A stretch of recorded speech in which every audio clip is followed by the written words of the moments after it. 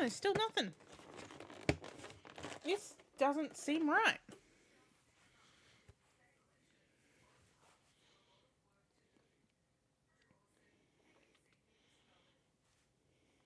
This just seems very bizarre, if this is true.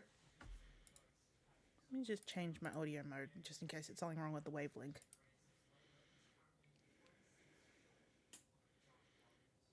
Nope, nothing coming through there.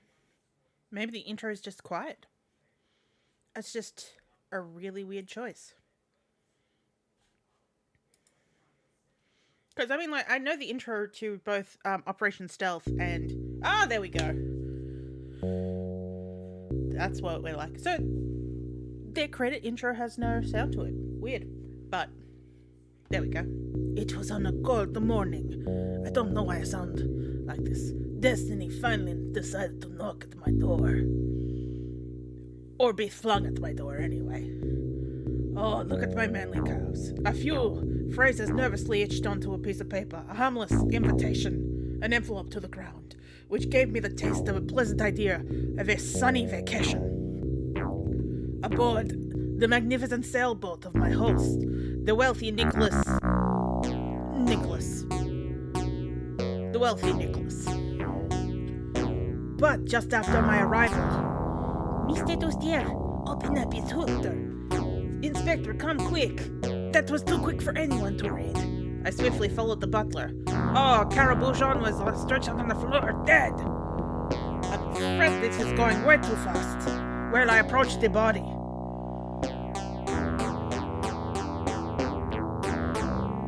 And a giant hit us. I recall before slipping into unconsciousness 2 words that came to me. Balls.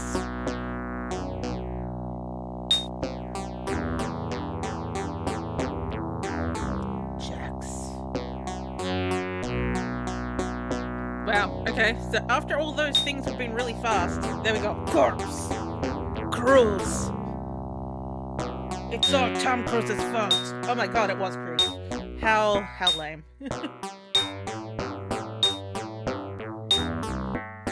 Now, as usual, Dell finds, what's it called? Drawings? Beautiful. Some of this is, what's it called? In 3D as well, as we'll see. I mean, it's not proper 3D, but it's... You'll see what I mean when the character walks with his balls close to the screen. See, okay, so that actually is a 3D sprite. I know it doesn't look like it, but again, when he walks towards you and it gets close to you, you're going to get the feeling that it is a 3D sprite of some description.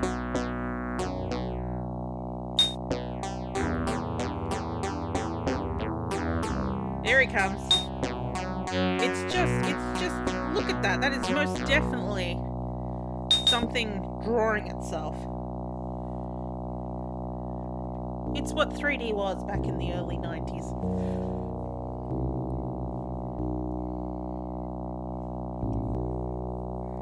Oh yeah, you love to see him bend down. Yeah, I mean, I'm doing as right as I can be. I've still got the hernia in my neck, and I now have a new hernia in the bottom of my spine.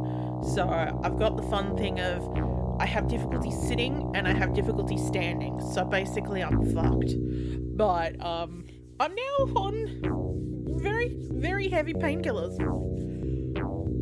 And I'm basically on pain management pretty much the entire day. Oh, hello, save, load, repeat. But you know, like, even though I'm on the hard stuff, what's it called? Obviously, we've got a good blend that I don't feel super sleepy, or hello, Pixie. And I don't feel pain. It's just, it's a weird thing of like, you know, like I know when I've caused myself more pain because I feel like sometimes when I walk upstairs, it's like I feel like I hear something cracking as I'm getting up. It's one of those sounds you know you can't actually hear. It's just something inside of you that you just go like, something went crunch. Oh, look, here we go. Here's the game. But yeah, the job's going really well. Good day, sir. I must warn the family. Good. I'll see you in a short while. I'm sexy as fuck.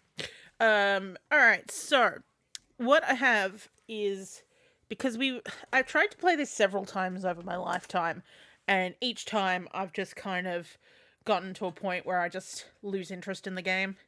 So why is my mouse cursor stuck in the top corner? The heck is going on here? Let's try this. Hey, whoa. Why is it continually traveling up there? That is not the correct thing. Every time I get in close to that window. And this is why. This is why no one likes you, ScumVM. I mean, plenty of people like you, ScumVM, but right now this is just bizarre. Why does it keep traveling up into that top corner? Fuck it, I'm gonna have to close it and reopen it again. But we'll click through the intro this time. Obviously, it didn't like that I kept moving backwards and forward on there. Weird. I won't click out of it. Remind me later, honey. Ooh, pop to the shop sounds good. Get me some sweets. Yeah. Okay, so here we are. So I literally have the walkthrough open because I want to get through this game. So hopefully once this guy leaves, they're not gonna. But yeah, look at this. The Delphine animation, this is a lot more close up and stylized than Operation Stealth or Future Wars, but you get this. I mean, the music's beautiful, and there's like this sense of backgrounds, which Delphine always does beautifully. This one, I think, is the last one of their, adventure type game ones. Okay, so here we are in Nicholas's office. We need to take the piece of paper next to the ashtray. I will take that. Well, this is an What? The text goes way too fucking fast. Is there... I can't remember how to get to the ScumVM menus. This is why I'm the worst. Okay. I just need the menu, ScumVM. Menu. Shortcut.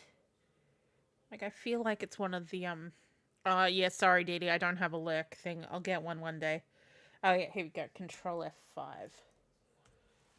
Here we go. Options. Because I just feel it's going a bit fast. Skip line. Well, I don't need a skip line. I want it to slow it down from... Because it's... Because it just seems to be going really fast. There's no... Like, where are all the other options? Because the global menu is where the speeds is, but maybe I need to return to the launcher. One moment. Here we go. Yeah, that's fine. Graphics true, yeah. Pointer speeds, Joyce and yeah. It's not really a speed control when it comes to ScumVM, does it? You can control speed when it comes to DOSBox, but it just seems kind of shit. Cycles through stretch modes, takes a screenshot, opens virtual keyboard if needed. Yeah, it's not like there's really a increases, decreases scale factor. There's not really any sort of we feel this is going too fast.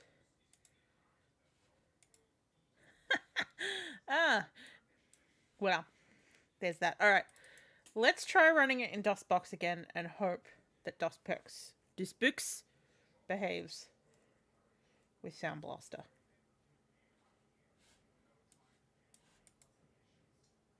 So yeah, so what I'm using for this is I've got that Launchbox pack, which is it's something like 5,000 DOS games. It's pretty comprehensive, basically. I'm trying to remember the name of it. It was like XXO box, something like that. Okay, well there you go. We've got audio now. That's also slower than what we were hearing before. Okay, so let's see when we actually get into the game proper. If we can, read correctly. I'm just going to plug in my tablet as well because it is Running out of juice. Well, this one's running a bit slower. Why? Netflix, I already said I didn't want to watch the Ricky Gervais special. Leave me alone.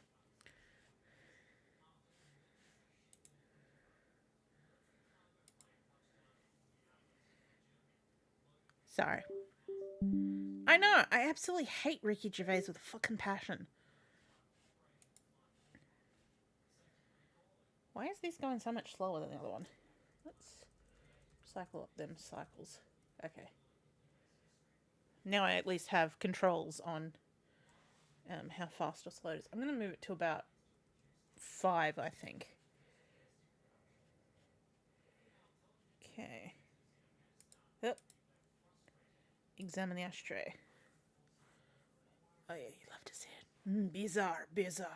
Not a shred of evidence in this ashtray. This is the voice that I have decided to go with for some reason. Well, an investigation starts with something. How do I get to my inventory? Ah, right click. Excellent. I don't think it's rotoscoping. I think it is legitimately. Wait, did time pass already? No, it's still 8. Okay, it's fine. Unfold it. Oh no, I can check the time. So piece of paper, unfold. Good idea. That will let me read it. Games audio's gone to. No, I think it's just. It's hard to tell, isn't it?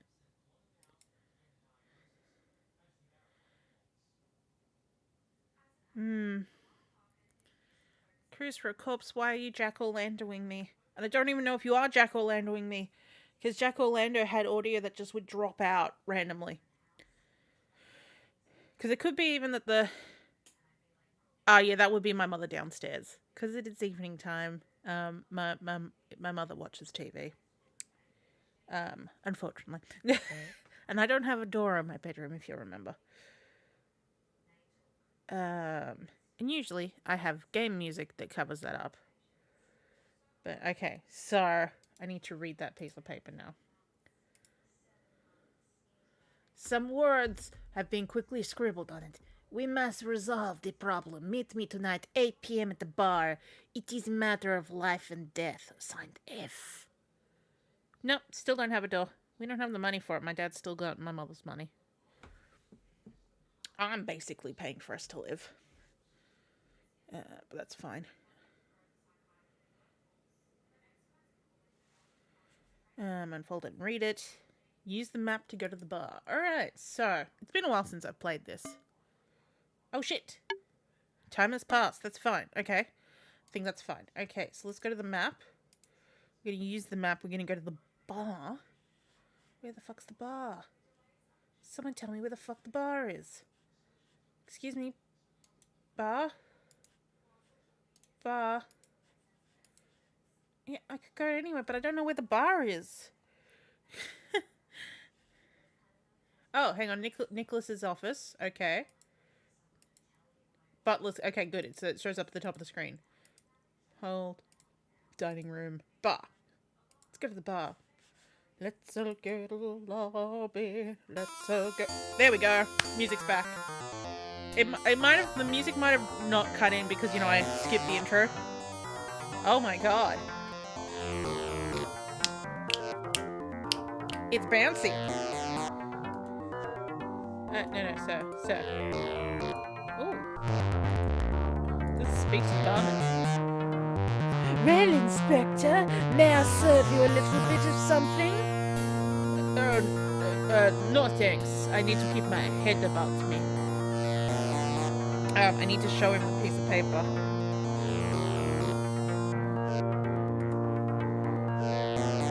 I remember it very well. It happened last night. Father Fabrinia,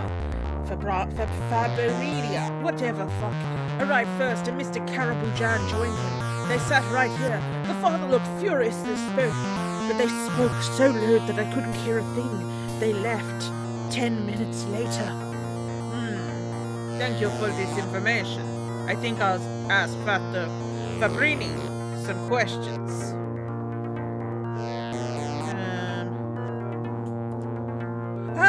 When 1 minute, Inspector. Oh, in the rush, the father forgot his mass book on the table. Oh, time is passing. I hope time is passing because of stuff we're doing, not because it's just passing. Okay, so prayer book. Let's read it. Going through the prayer book. Oh, sorry, wrong voice. Going through the prayer book, I find a letter. I'm going to take the letter. Okay, I take the letter. My beautiful screen. Never probably going to be used ever again. Letter. Read. Father Fabrini, I have received some very offensive information about you. If the rumors are proven true, our entire brotherhood will be disgraced, and if that happens, we will have no choice but to take severe action against you. Lord Bishop Meretti, I don't know where any of these accents are. Prescription. Prescription? I love a good prescription. Okay, we're gonna go to the map. And we're gonna go to Fabiani and Dick's cabin. You know, Dick's cabin. Oh boy. Okay, so Nicholas and Rebecca, Raul and Julio, Daphne and Suzanne, Tom and Logan, Fabrini and Dick Schmock. Dick Schmock! Oh god. I've forgotten his name. Which room's ours? Butler's cabin, Nicholas's hole. Wait, where were we staying? What, were we in one of the toilets? We were coming, told to stay, but we don't have a room. No, we've just started. Someone's dead. We've picked up a piece of paper. We went to the bar.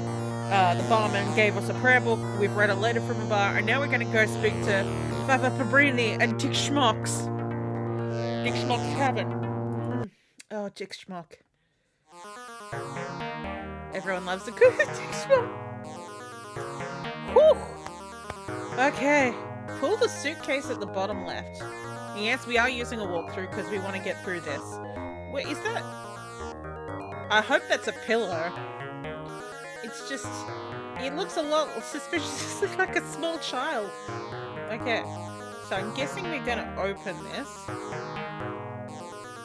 Yes. To find some gambling items. Good lord! Playing cards, dice, a roulette wheel and chips. This suitcase is a real casino on wheels. Okay. Okay, so we're going to close it and push it back. Basically, we just needed to learn about all that. So close. And we're going to push it back. So no one knows we were here. And we're going to go to the dining room. Which is down here. Dick Schmuck. Good morning. I came from the bar and the waiter told me you had my prayer book. Ah, how scatterbrained I am. At my age, the memory starts to go. So what's new, Inspector? Talk to him while you're here. Okay, it doesn't tell me that I have to say anything specific, so let's do everything. Let's talk about you. I'm a close friend of the Cabarujan family. Where did you get this? It's none of your business. Mind your own business, Inspector. Change the subject. Oh, so what? I met him at the bar. We were in love. Sad news. Nicholas was a good person. Look at how my eyebrows went up and down when I said that. Ooh. Oh, yes. Oh, yes, he was a very good person.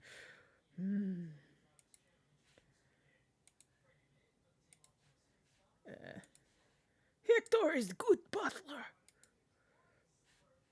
That's all you wanted. That's all you wanted. Okay, goodbye.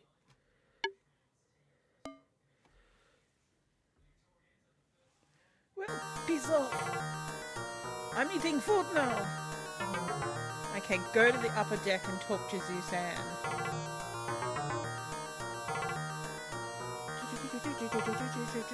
Hello, TARDIS. Is this the upper deck? This is the upper deck.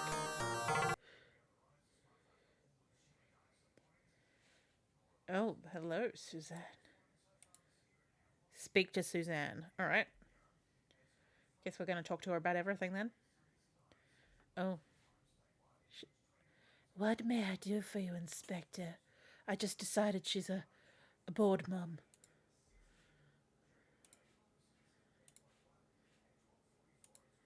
Father Fabrini is a good man. I keep calling him Fabrini, but he's no R in there, so it's Fabiani. Father Fabiani. Father Fabiani told me he had some troubles, but I didn't think that they could be so serious. Listen, Inspector, I'm afraid that there are some nasty people who amuse themselves by soiling the reputations of others. I've never seen this suitcase. I'm frowning about that. I don't like that. Wait, did she say, I need this suitcase? I've never seen this suitcase. Okay. For a second there, I thought she added in extra things. I'm a very good friend of the Karabujan family. Karabujan. Yes, that's all I say about myself. Nothing about if I do any work or anything. Hector was Nicholas's dear friend. He's a loyal servant, isn't he?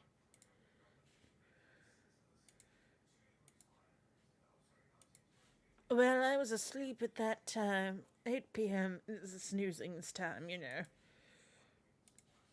Poor Hector really seemed to be shocked when he told me the news. I don't think he was shocked that he was telling me that because he already knew about it. It must have been that he was really devoted to Nicholas. I was frightfully surprised by Daphne's cold-bloodedness when she learned about her father's death. Can I ask you about Daphne? Apparently not. Now go to the smoking lounge, you poor fool. I do love the portraits of them, like, standing up next to each other. So we're going to the smoking lounge. Where's that? It's probably going to be on this floor. Here we go.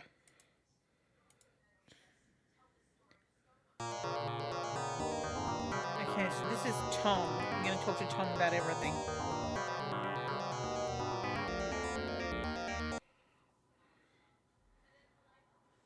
Can I help you, Inspector? Look, I have a good name like Tom. I'm going to talk like this. My solicitor's office takes care of Nicholas's business. Am I a solicitor? Solicitor, who knows? Father Fabriani is an old friend of the Karabujan family. I've never seen anything of this letter. You never told me about this matter. Why does my head keep going back like that? I see you're well informed, Father. Indeed, Father Fabiani doesn't even leave his suitcase because, despite looking like a saint, he is one hell of a gambler. The father's a gambler. I've sometimes seen him lose a huge wad of... well, you hope it's money. Well, Suzanne likes to stick her nose in other people's business, and believe me, the old gossip she digs up is unfounded. In any case, Suzanne would no longer be part of our entourage if she wasn't such a close friend of Father Fabiani. Fuck it. I keep saying his name wrong. Fabiani. Oh. Well, they've known each other for a long time, and you know the father has always stuck up for lost causes. And stuck up other things, if you know what I mean. Hector. Well, Hector is Nicholas's butler and his right arm, I suppose. Hector was already working for Nicholas when I met him. They shared a closeness hard to explain. I mean, it was written by the French. And, like, there are spelling mistakes in both Future Wars and, what's it called? Operation Stealth. It's not as bad as though in the Dead of Night. Remember the Manias? Oh, I don't know. I was in my room at that moment and I didn't hear anything. I wouldn't mind hearing some of you. Just that smirk on his face, and he's specifically looking at your chest. Nicholas wasn't a saint, but I don't see who'd want to get back at him so much to kill him. In any case, Hector must be the one who's unhappy. I've never seen such a zealous servant. Cool, thanks for your help. It should be 9. Sweet. So, we're going to the main deck now. Excuse me.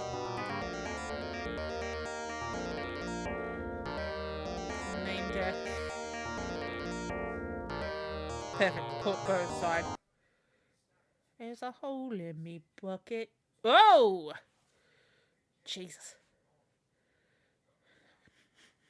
There's a hole indeed. Alright, knock on the first door. Hello? And then open it. He didn't answer. What a cad. May I ask you a few questions? Oh, sorry, Inspector. Daphne's not well enough to be able to answer your questions at the moment. Am I supposed to be drunk? This is Laura Boat. This is Cruise Pro Corpse. But if you want, I'm at your disposal. I don't know what this accent is, but it's doing. Very good. I will question Daphne later on. I've changed my accent again. Oh, geez, I got a lot to ask you. I'm trying to remember what my inspector voice was. I think it was this. Yes. El Senor Logan is a tough hombre. I don't think he likes me not. I think he likes me not. Oh, I'm Daphne's. Am I supposed to be Spanish? Well, shit. I'm Daphne's amigo. Well, I hope so. My name is Julio, and yet I sound like this. Oh, shit. El Padre Fabriani. Well, he's a very nice old man. See, I just took this as a very drunk Englishman. He's supposed to be a very nice old man, El Padre Fabiani. Yes, we swapped to this. Okay. Forget that I sounded like a drunk Englishman before. I've not seen the letter. Me arms are going crazy. Oh, no, I don't think so, Pero. Maybe Pero. I've never heard of it. Miss Suzanne and Padre Fabiani saw each other often for a time, if you know what I mean. If El Padre had not been a priest, why am I rolling my arms if I'm not, my R's in everything but not Padre? Padre. I would have sworn there was something between them. No, seriously, I heard that Suzanne is under medical treatment and El Padre is in charge of watching over her. He even insisted that Suzanne be invited on the cruise. Oh, I know nada. This does not concern me. Why does the R keep getting dragged out in ones that would probably still be this does not concern me? Anyway.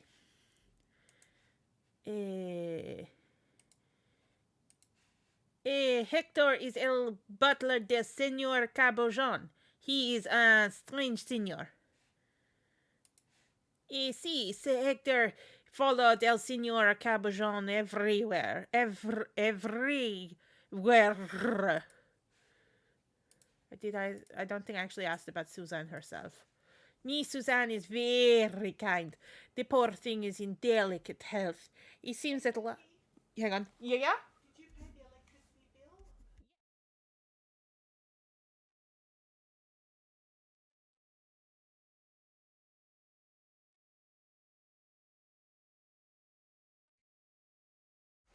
Sorry, I was being asked about the keyboard. The keyboard noise being asked about the electricity bill. The poor thing is in very delicate health. It seems that last year she spent several months in the hospital. Okay. Suzanne's invitation. You see, Signor Cabourgeon was not very keen about the idea, but he finally gave in to El Padre's wishes. It seems that El Signor Cabourgeon doesn't appreciate Miss Suzanne too much. Do you know that this man is dead? You keep speaking about him as if he's alive. Oh, it is none of my business, Inspector, but yesterday I saw them arguing again. I don't really know what she had. You know, I avoid talking to her about it.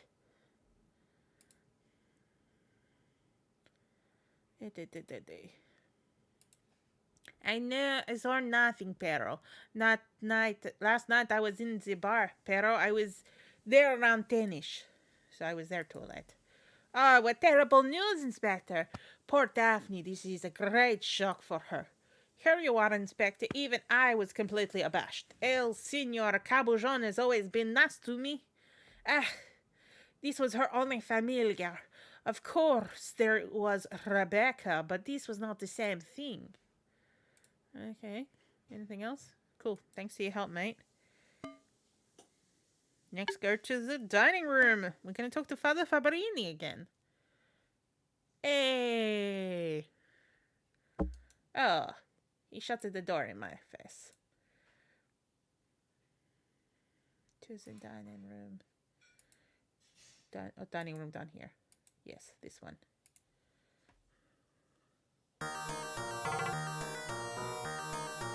Are you still eating? It's over an hour later, sir.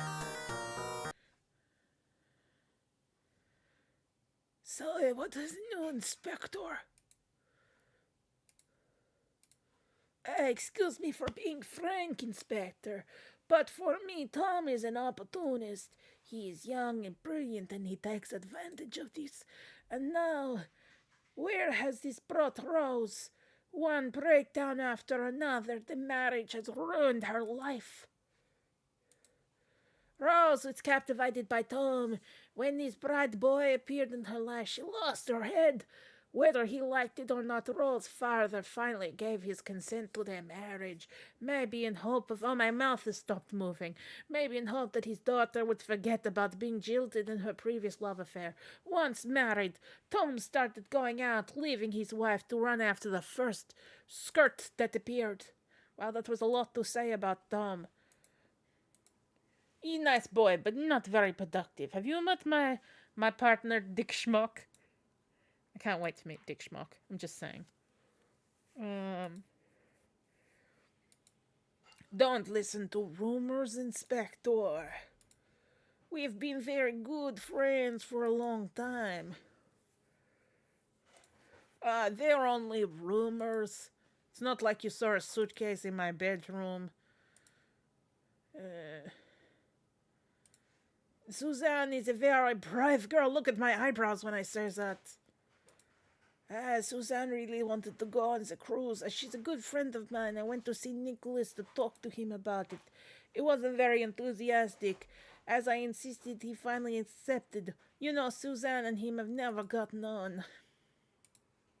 Suzanne and Nicholas were like cat and dog, undoubtedly because she was the only one who dared to stand up to him. They spent their time arguing. For instance, just yesterday...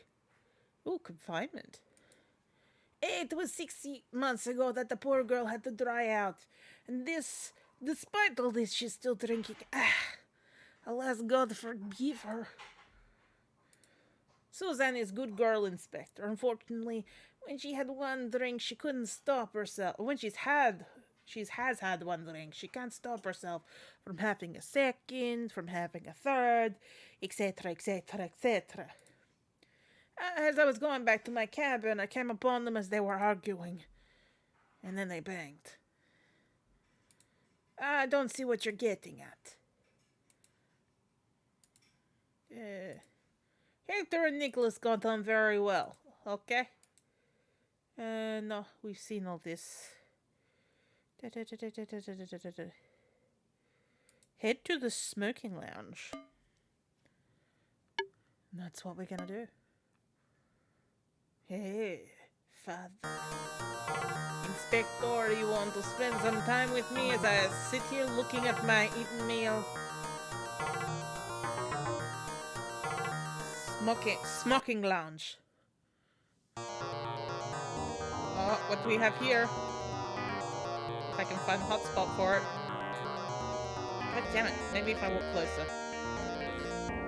Hello? Hello? Where's the hotspot? Oh, I saw it for a second there. I guess this is by mouse keyboard control. Okay, whoop.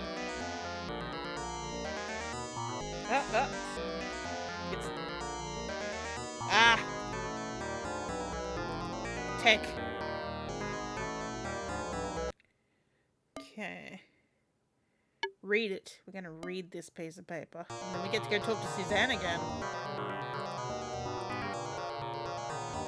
Receipt for a diamond Cartier bracelet costing $3,000 to Mr. Thomas Logan.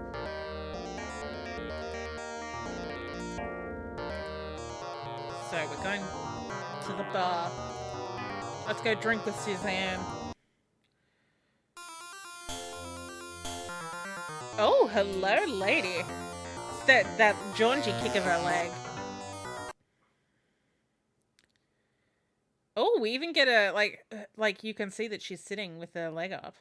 Can I help you, Inspector? Thomas Nicholas's solicitor is not a straightforward fellow. I honestly think that Rose did not make a good choice, don't you? There is little to say, Inspector. Julio is the eldest son of a Spanish industrial family. His parents' wealthy situation allows him to lead an idle life. Well, the gentleman says that he is a race car driver, and I fear that he boasts his achievements to anyone that will listen.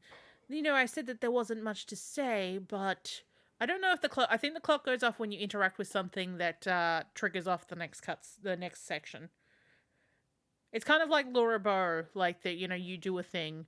Although, like, what's it called? Laura Bow had a couple of things that you could trigger to miss certain things. But generally, if you do a thing, time goes on. But not like... It's kind of like things that are expected to happen makes time move on. Which, if you don't get everything in the right connection, means you're going to miss things. Julio is crazy about race cars, but I'm afraid he would do better. Or he would do better to be more involved with his father's business. I heard they were in the textile business, but I'm not too sure. But I bet that Julio would not be able to tell you anymore. Anyhow, what's certain is that they have a frightfully large, huge fortune. And look at me smile when I say, oh, now I'm unhappy.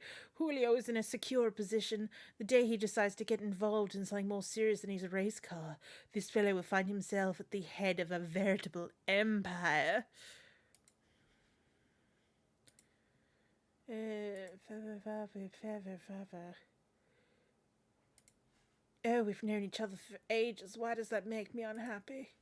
Maybe because now I'm old. It's nothing but gossip.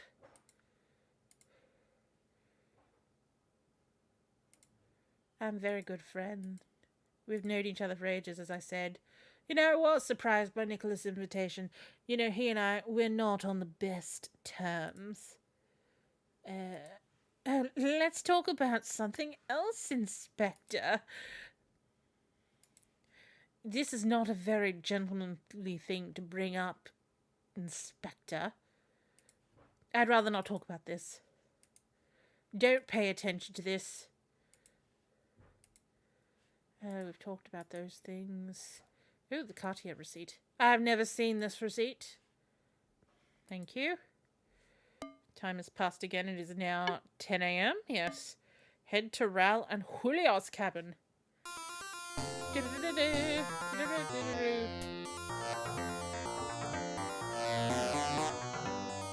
Oh, I think we are Raul, so that might be... Yes, that you know, I was saying that we didn't think that we were in any of these rooms, but we are Raul, so this is our room with Julio. Okay. Take the key from the left side of the rug. Oh, there is a key there. No, that's the case. I need... No. This is Julio's trunk. This is Julio's trunk. Yes, take key. Okay. Time is passing. Okay. Return to Nicholas's office. Interesting. We're meeting the guys from Road Dorado. Well, one of them. Nikki's office. What are we doing in Nikki's office? Insert your key in the lock on the desk.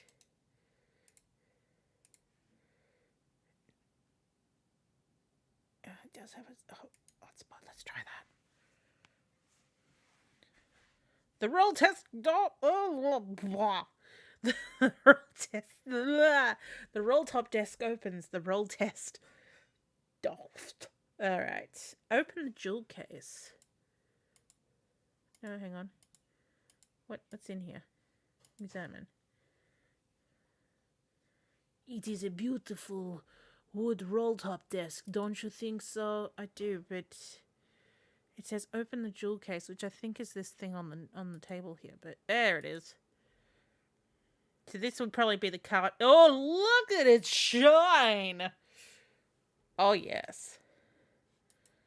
Do I have to actually do anything with this? Examine the clasp at the end of the bracelet. Oh, there are initials on the clasp of the bracelet. R.J. Rebecca? Julio? What? Unless it's... Wait, what's Rebecca's last name? Oh, we'll have a look. But take the note from the desk. I have to get the hotspot for the note. No.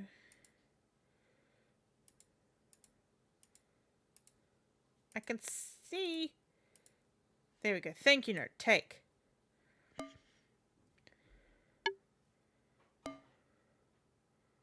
Or it could be Rose, because there's Rose as well. Thank you note. Read.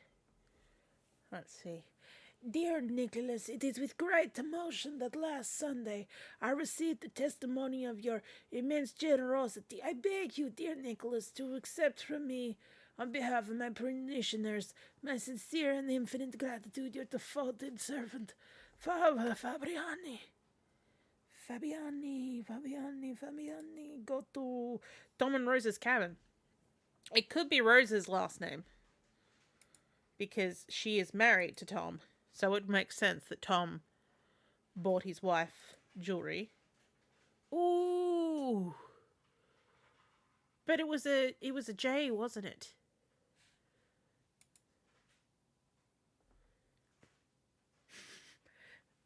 Maybe it's a bracelet for us, because R and J. Raoul. Yes, Father Fabiani sounds like the Godfather, you are right.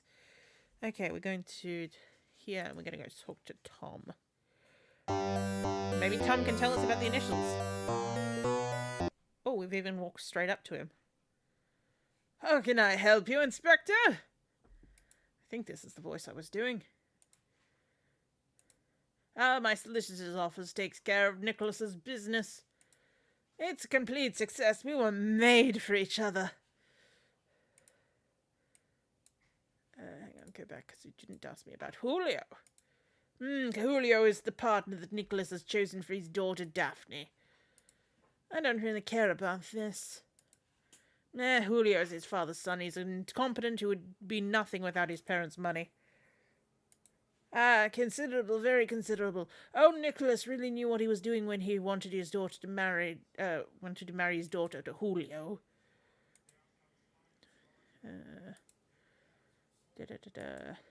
He never told me about this matter. They've known each other for a long time, and the father's always stuck up for people. Yes, he's lost a war or two. I can't understand how Suzanne got herself invited. She and Nicholas openly hated each other.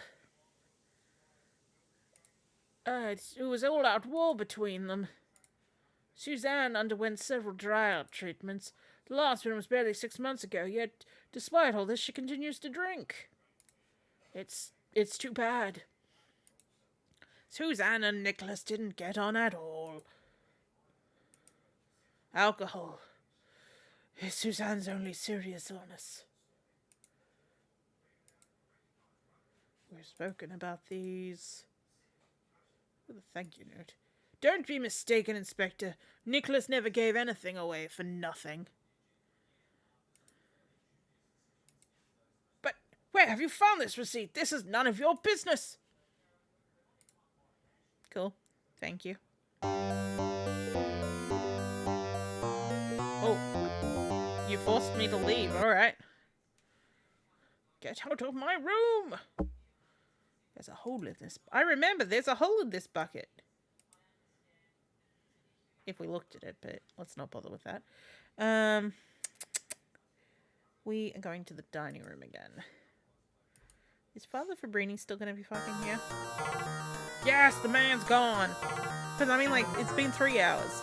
Open the far drawer. Take the engagement invitations. Examine. Take. Okay, you take the engagement invitations. Okay. And now I have to read them.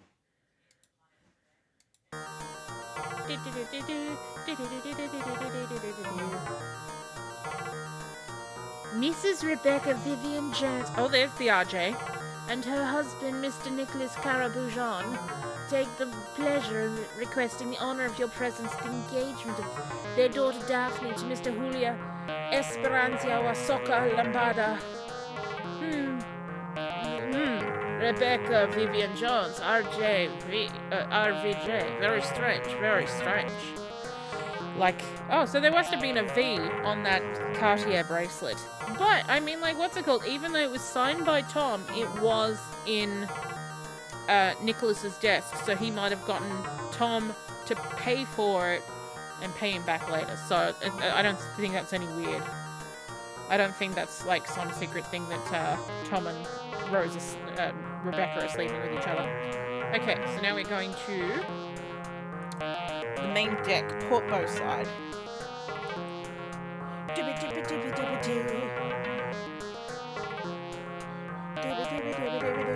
Why do we not go to the map?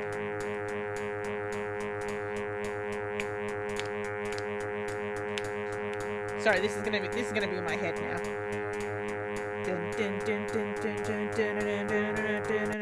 Okay. Head down from here. So we're gonna get Wang. Head down from here to see Rebecca and Tom on the upper deck. Oh gosh. You'd love to see it happen. Yeah. Oh. Come on, Tom, don't be a fool. Anyone could see us here, especially if they have a walkthrough. But Rebecca. Quiet, there's someone coming. Okay, so it does seem that they were having something. But he might just be consoling her very, very in depth after the death of her husband.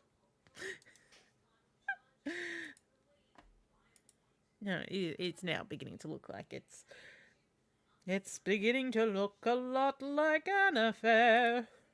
That's a toilet. Where's the laundry room? Everywhere you go.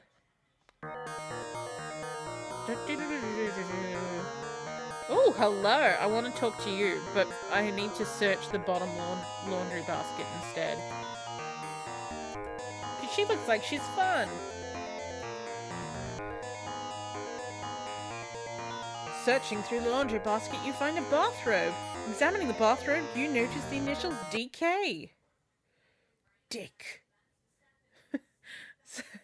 Searching through the bathroom pockets, you find a necklace. Open the necklace. Oh, hello. Examine. That's a handsome woman inside. I don't think we've spoken to her yet. We just know what she looks like. Alright.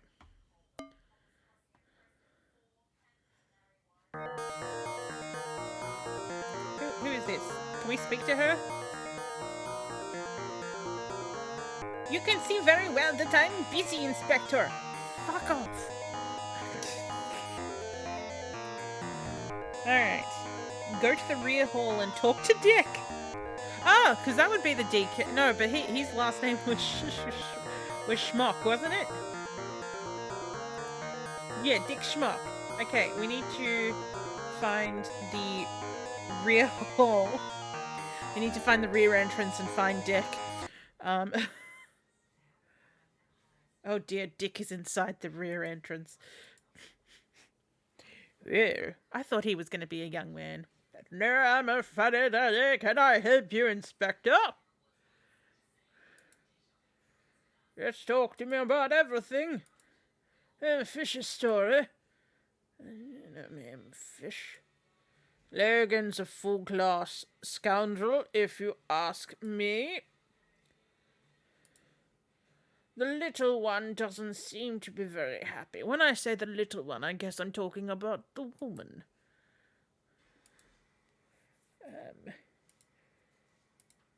The little one. Oh, okay. He would be better off in the army. They would make a man out of him. I don't understand the use of the little one now. Yes, it seems he's loaded. I'll marry him if he wants. Never seen them. Just look at him. He's a daddy's son. I think technically every man's a daddy's son. It's like being a mummy's son.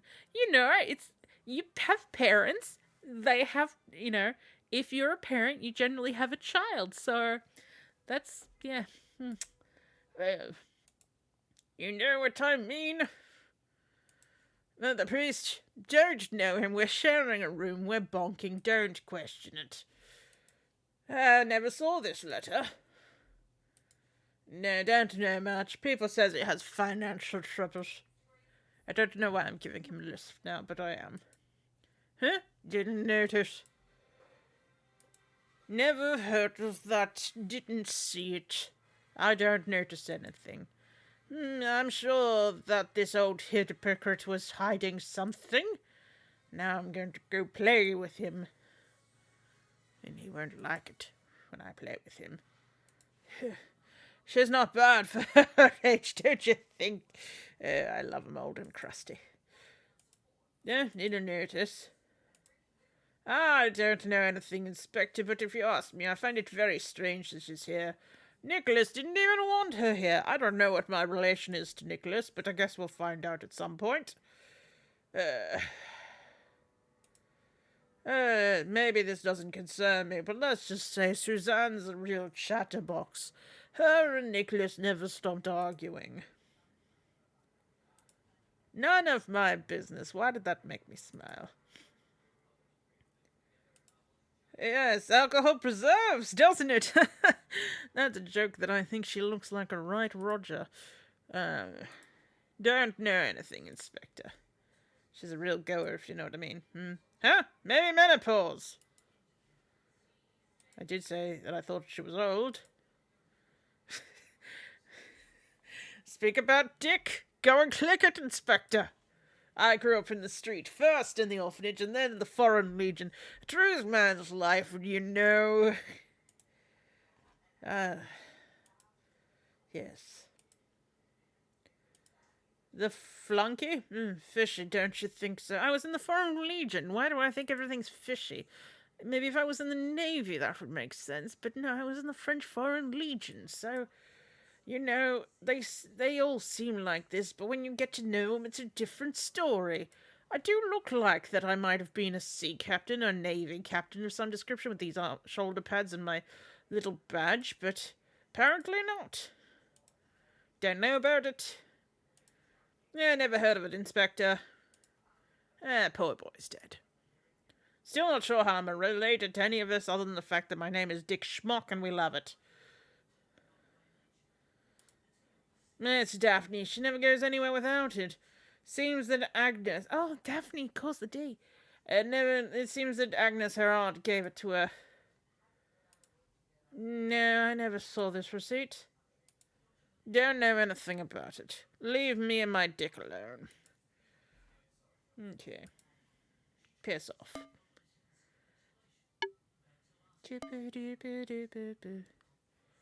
I'm just going to look at you. Okay, so I think we need to go to the hallway outside of Fabrini and Dick's. So they're here, so let's go here. So we need the second door, which is the further door. Because we have to knock first. Handle, operate. Knock. We're at least polite. Yes? Yes, come in. Sorry, I forgot who was in here. Oh, look at me and my feet. I've got to keep my feet all nice and moist. What may I do for you, Inspector? Ask me about everything, I guess. I had a feeling they get along well. Hello, Sentinel-6.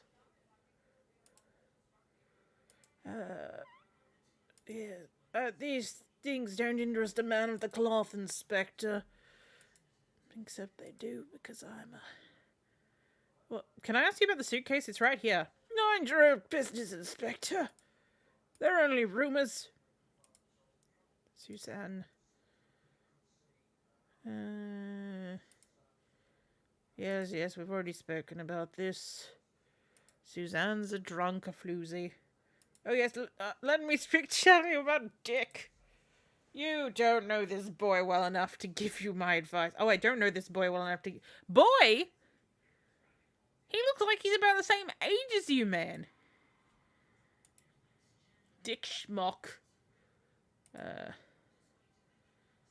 Thank you, nerd. Oh, Nicholas certainly had a bad character, but sometimes he knew how to play the gentleman. His gesture was surprising, but it was much appreciated.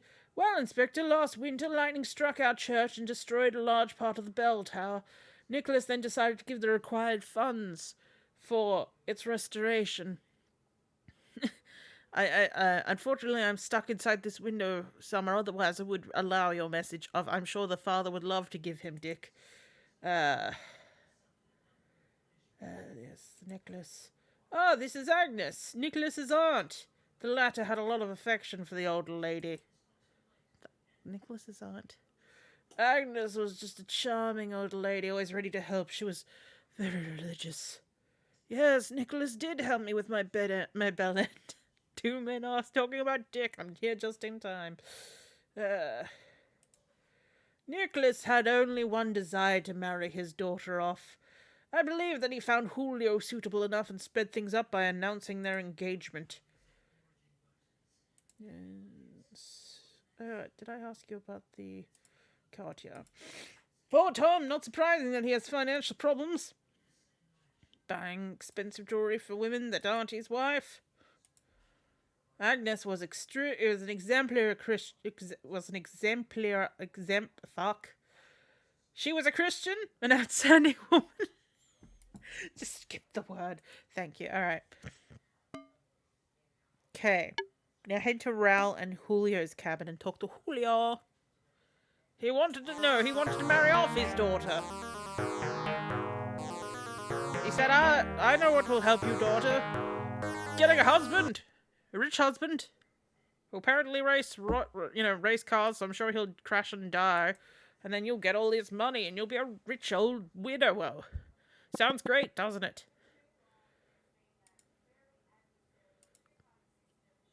The door's locked. Oh, this is the wrong room. This is Daphne's room. Oh, shoot. Whoa. System of divorce. Oh my god, because I've got my music set to random as I go to work. And, Violent Pornography by System of Down started playing. But because it was the Google, I think there's a non-censored version on there, but it just randomly picked it up. So it was just like, here's the censored version. And I'm like, almost every second word of the main chorus has been censored. What is the point of this song once you're just entirely cutting out pretty much all of it? Like, it's legit. It's a violent pornography. Chicks and the kind of that's on your... Hey. Oh, hey, Julio. Yes? I'm ready for my accent now. Rolling. What may I do for you, Inspector? Got a lot more to ask you since the last time we saw you. Senor Logan is very protective of la Senor Carapuchon. Senor Logan seems to be quite worried these days. Oh, let's see that again. It may be due to the real estate transaction that failed. I know no more except I know about it. It failed. I don't know lost details. Me? See, it is true, amor. Wait. It is true, amor. Did you just call us your love? It's true. I have not much to say about my familia. The game is not about those people. My familia have the fortuna. I believe this should have been the most beautiful day. Unfortunately, Daphne wanted to think a little bit more before getting engaged. I do understand, my little darling. It's a very important decision. I'll get to Senor Willie. I have to check out everything else. We've gone through this. Oh, the bell tower restorations. That's new. Yes, I remember. El Padre organized a little charity event. Daphne and I helped him fix it up. As far as I remember, I've never worked so much in my life, but El Padre looked happy, and I think he collected a large amount of money. His family has fortunas. Yes, fortunas. Okay, did we say about Suzanne anything new? Didn't want to speak about that. Do I know about the dispute? I know nada. Susanna? An alcoholica? Impossible, Senor Inspector. I got nothing else except for that. The confinement, this must have lasted 5 months. When she got out, she seemed to have aged 10 years. Poor Suzanne. Fortuna. Let's speak about the dick. El Senor Schmuck? I don't know him much. I just love his name. Schmuck. Dick Schmuck. You schmuck the dick. Nothing about C. Hector. That's new. This thank you note. I have not heard of it. It is Daphne's. Some people say that El Senor Logan had some financial troubles. By looking at this bill, you wouldn't think so. Senor Carabujon realized that my feelings towards their daughter were sincere, decided to celebrate our engagement. Yes. Agnes. Do I know about Agnes? I do not know, La Senora. I think she did. Agnes. Agnes, oh yes, I remember Agnes. It's the name of Japanese, aren't they? Okay, thank you for your help.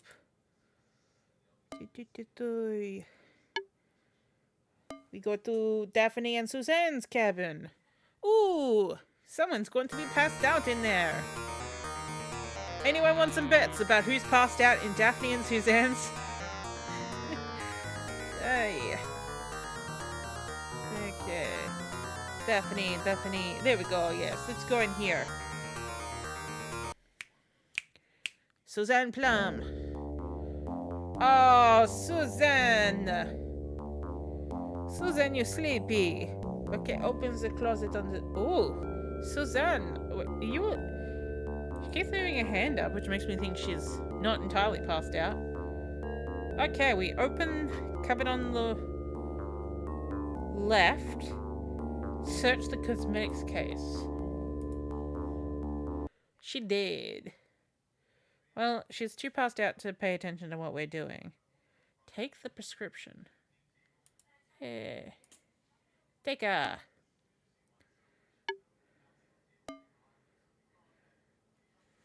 Okay, we're just gonna put this back.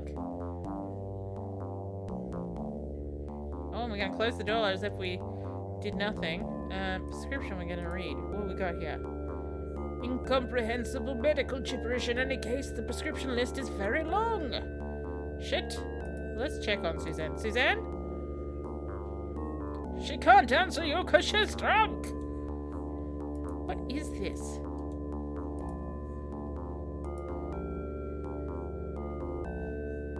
What is it?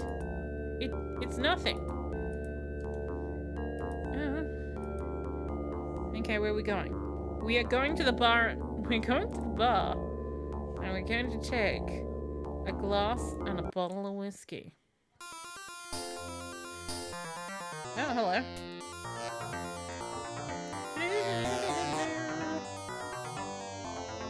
Oh, I think we're going to give her hair of the dog that bit her.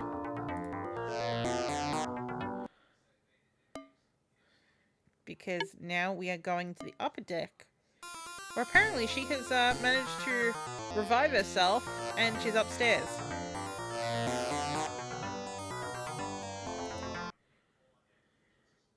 It's a little sleepy. Maybe I'll give her the drunk voice now. The drunk voice? Yes. Leave me alone, Inspector. I'm not in the mood to talk to you. Oh, drink. Glass. Fill up. I'm not 50 right now. Glass. Examine. It's glass like any other. Glass. Fill up. I'm not thirsty right now. But I want to give her a drink. Examine. There's nothing special about the bottle. Well, how do we do that? Yet it did say, it said take the glass, the bottle of whiskey. Give her a drink. Oh, here we go, serve a drink. Thank goodness the music's not playing up here. That's too nice of you, Inspector. Oh, I like that we updated the sprites to include my bottle. Why is this yellow? It's yellow in the glass, but white in the bottle. Oh, my teeth! Inspector? Oh, funny enough, I need a little pick-me-up. Oh, the yellow liquid's all gone. It's sure that it was alcohol. I don't think it was. I think it was pee. Didn't taste nice. Okay, let's... we have to have a speak now that I've drank. Okay. First bottle of super glue. What did I do for you, Inspector? What have we not spoken about? Have we spoken about Tom and Rebecca's relationship? You know, these two hide it very well, but I fear there's something going on between them, don't you think? I prefer not to get into this, Inspector. Not when I'm drunk. Doesn't surprise me, Inspector, and he deserves it. Julio... everyone was there except for the fiancé. Nicholas sulked for a good week. You should have seen his face, Inspector. I wouldn't have missed it for the world. Father Fabrini, if I have the bell tower restoration. Well, Father Fabrini needed some money to restore the bell tower. Therefore, he organized a charity event in order to call upon the goodwill of the flock. It was a complete success, Father. I mean, Inspector, and I believe that the father collected enough money to restore everything. Is there anything else? No. Now to see the money behind specifically for my stupidity, yes. You want to ask me about Dick? Let's see if no, don't bring it up. It's not a good look. Ask me about Dick, yes, ask me. Dick's a very charming person. He looks very nice, doesn't he? He thinks I'm a girl, so this might happen by the end of this game, don't you think? Let's see. Okay, meeting at the bar. Thank you. Oh, I don't know, Inspector. Oh, it belongs to Agnes, who gave it to Daphne, her niece, as a present. Oh, some medicine for Agnes. The old lady was very ill. Why have you got it, though? I mean, I know it's Daphne's room as well, but... maybe Daphne had it.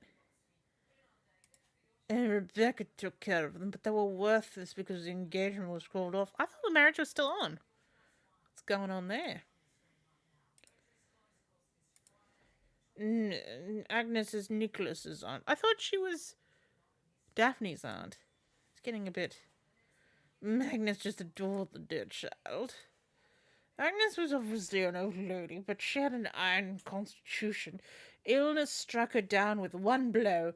Instead of hospitalizing her, Nicholas moved her to his house to take care of her.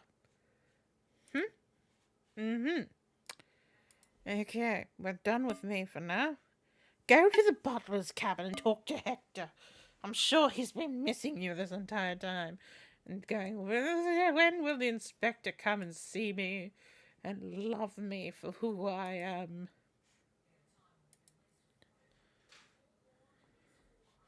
Whoa, okay, this is not what I thought he would be looking like right now. Would you like to speak to me, Inspector? I don't know. Why giving him a sexy voice? Come. How may I be of service, Inspector? Oh, try not to fall into the gaze of my pectoral muscles. Oh, you're going to ask me everything. I never noticed anything. No, her ladyship loved the master. Oh, loved the master too much to get involved in that sort of a venture. Mr. Logan, brilliant man. Oh, who doesn't have problems in this day and age? I don't have problems with my six-pack, though. Look at this. Mr. Logan's no saint. He courts every pretty lady around him. Recently, he seems to be paying more attention to his business than pretty women. Pretty women? Oh, you want to know about business? Hey, it seems like Mr. Logan has grave financial difficulties. Julio, he is a good young man from a good family. I think he'll make an excellent partner for Miss Daphne. I still haven't met Miss Daphne. Yes, he loves cars. He rests often. But my eyes are up here, Inspector. They are very respectable people. Miss Esperanza is very lucky to have a rich papa. Miss Daphne is rather capricious. She couldn't even show up for her own engagement party despite the fact that her parents arranged everything to perfection. The master was very disappointed. Well, it sounds like she doesn't want to marry Julio, which I think is fair enough. Fabrini. Father Fabrini is brave man, always willing to help, always ready to help. Why am I dressed like this? I'm afraid the father will face some big problems. I don't know anything about it, Inspector. Yes, Father Fabrini. Fabiani, even. I keep calling him Fabrini for some reason. Fabiani was looking for money. He even organized a small charity event followed by an auction. Oh, it would be auction off. Times were hard, and one does what one can to raise a little money. But in my opinion, the father is not ready to repair the bell tower. The master has been very generous, and the father ended up collecting a lot of money. Huge amount. Believe me, without the master, Fabiani wouldn't have collected such a great amount of money. She and Father Fabiani have been friends for a long time, just like my two tits. Father Fabrini would leave it for anything in the world. It's in the blood. What to expect? Wait, what does that even mean? Does that mean that gambling is in people's blood? That doesn't make any sense. How long have they been on this boat that all of this has happened? I think that the what's that called? Most of this is happening on land because we only got on this boat the same night as the guy wasn't dead yet. The guy invited us, which means he suspected this was going to happen. Oh yeah, tell us about Suzanne. Miss Plum is a courageous woman, honest and reliable. I like her. Her calves. I mean, she and Father Fabiani have been friends for a long time. Fabiani insisted on Miss Plum invited on board. Frankly speaking, the master wasn't enthusiastic about the idea, but he accepted in order to please the father. The master didn't like Miss Plum much. Oh. Well, actually, she doesn't really handle herself in society well. Sometimes she drinks beyond control. No shit. Poor Miss Blom has had some serious health problems. Alas, her love of alcohol would destroy her, which is why I could never be with her. Nothing very important, Inspector. I don't know anything more, Inspector. You want to ask me about my dick? I don't know, Mr. Schmuck. And I don't know what's in his trousers either, I'm just gonna say.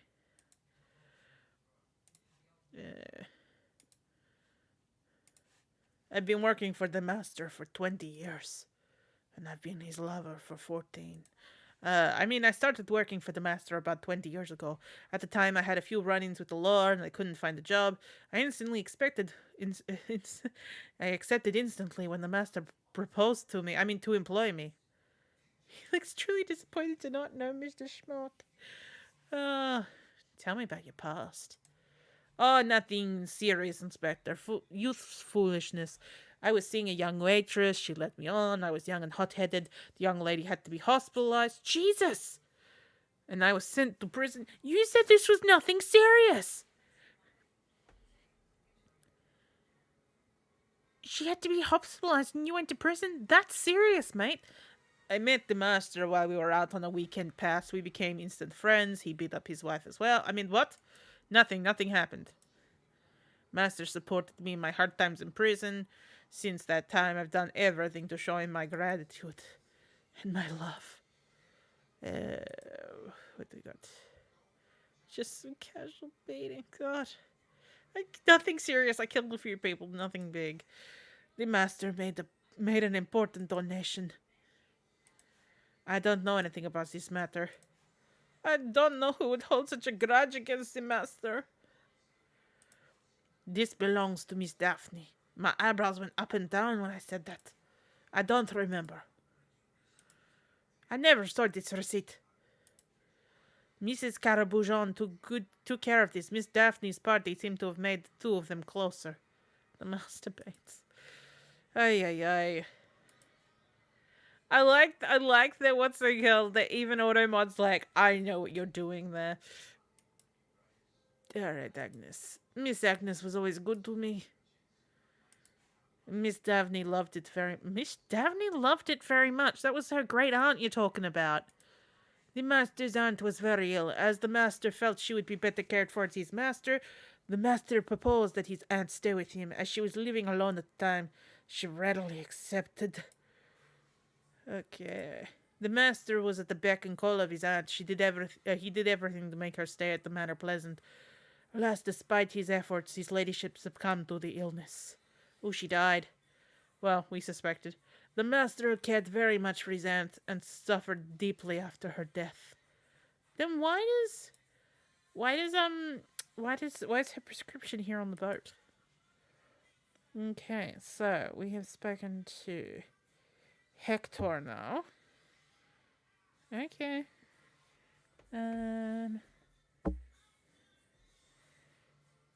Okay.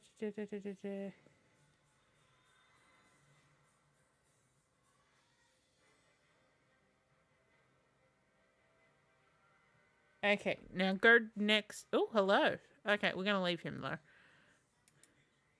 We're going to leave the smoking gentleman to his own devices.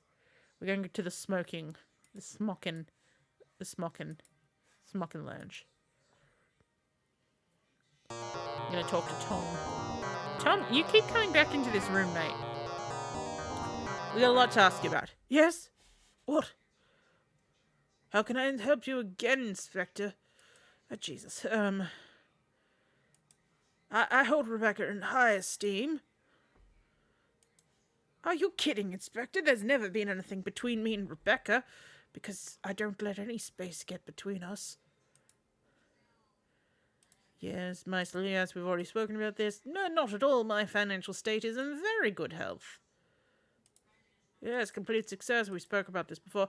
I mainly take care of real estate. My partner, Melville, Rose's father, takes care of the rest. I hold her in high esteem. Yes, Julio. Nicholas came up empty-handed because his daughter categorically refused. It's the first time I ever saw Nicholas give up. Anything new about father? Oh, yes, the bell tower. Certainly I remember he organized a charity event. You know, charity events, I leave them to people who have nothing better to do. I have no idea. Yes, you clicked the wrong thing. Suzanne, anything new? No. You've already... Oh, if you ask me about Dick, no one really knows Dick, except the one in my trousers. Hector. Oh, yeah. People say Nicholas saved Hector's life during the war. That's how they became friends. What do you mean he beat up a woman? It's true they were often together, but I don't know anything more. I mean, I never saw them together. Yes. Nicholas tried to speed things up between Daphne and Julio, so he attempted to get them engaged. Yes, none of your business. I didn't know anything about this. The necklace belonged to Agnes. She gave it to Daphne on her 18th birthday. Which means Daphne is legal age. Agnes. Agnes was Nicholas's aunt? It's true they were often together, but I don't know anything more. This is very serious. I don't think Nicholas ever held out much hope, but he still put her up at his house to take care of her. After all, she was his only family. Was she really his mother? Nicholas put up his aunt during several months, taking attentive care of her, but the poor lady did not outlive her illness. Agnes left a very large fortune of surprising will. A surprising will? I don't know much about this, but it was surprising. Okay, thank you for your help. We're gonna have to go back to the good doctor? Not the good doctor, the good father. Fabiani. From memory, he is this one. What did he put up his aunt? No. He put her up, as in like she stayed at his house. Good lord. Yes, come in. I'm coming. I mean, yes, just operate the handle. Come in. Still soaking my feet. You stood in front of me and you're opening your trap. I mean, what can I do for you, Inspector? You're going to ask me everything new, aren't you? Financial rumors, but I'm sure that it appears that Tom is seriously in the red, especially after he owes me money. What? It seems like it's going very well for him. That's really going overboard, Inspector. Watch out for that kind of slander. I have a feeling they get along very well. Oh, Daphne was furious. As usual, Nicholas forgot to consult the person most concerned. Anything new for you? Oh, yes, the charity earnings. That's none of your business. You know a lot about me now. Suzanne, anything new about Suzanne? Stop asking me about Dick. Oh yes, Hector's past. Hector and Nicholas have known each other for a long time. I really don't know how they met, but in any case, Hector felt really close to Nicholas. Well, of course, Nicholas didn't always treat Hector very well, but I believe they shared a certain complicity, if you know what I mean. I've heard some things. Nicholas only... Yes, we've already spoken about this. Okay, Nicholas. Yes, Lotta had a lot of affection for the old lady. Charming old lady, very religious. Alright. Poor girl didn't have much luck. When Agnes fell ill, Nicholas let her stay at his house to take care of her. Alas, God called for her, as he's a fuckhead to do. Agnes left us 3 months ago, leaving behind an entire fortune of the Caraboujan family. A huge fortune, Inspector. She willed almost all of it to her son, an illegitimate child. I wonder who that would be. Is that Dick? The rest went to Daphne. Oh, Agnes's son, tell me. Oh, a tragic error of youth, Inspector. Agnes was 20 years old. She was a beautiful young girl. I was a fine young man. I mean, are we gonna get a cutscene? One day she decided to take piano lessons. The piano teacher was a young and handsome man. She decided she didn't need to play the piano anymore, but she needed to play a different organ. Ah! Oh. She played upon that flesh flute. I mean, yes. We staying in the scene? And that's what had to happen. This created a scandal. Agnes's father threw the bold youngster out of his house and locked up his daughter. Oh, a tingle on the ovaries. But the worst was done, and 9 months later, the fruit of this union was born. The latter was placed in an orphanage, and Agnes, sick with chagrin, shut herself away in a convent. Chagrin? That's a weird thing to put there. There you are, Inspector. This is Agnes's sad story. Agnes's son grew up, and it was... Oh my god, it is Schmock! And it was only recently that we came upon his trail. His name was Schmock. Mr. Dick Schmock.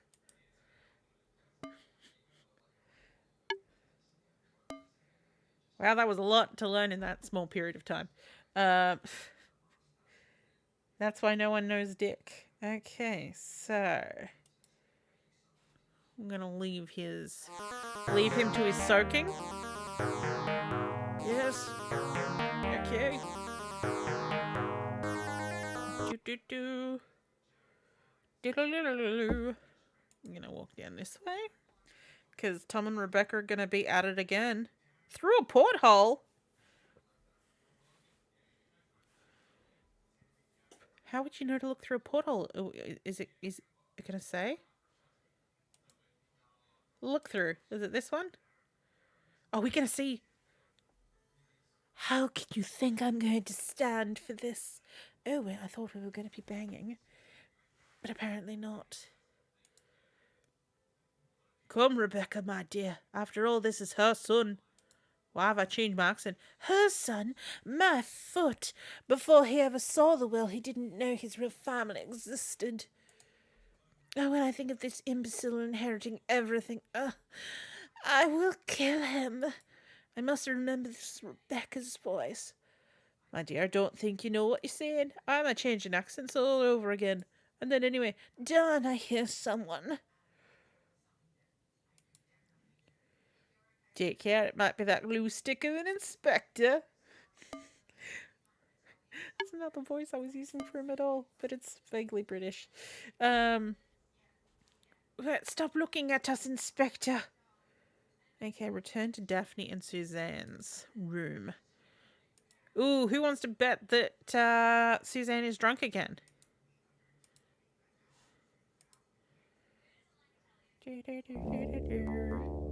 Oh no, she's out. She's out. Don't mind me. I thought you might be nude.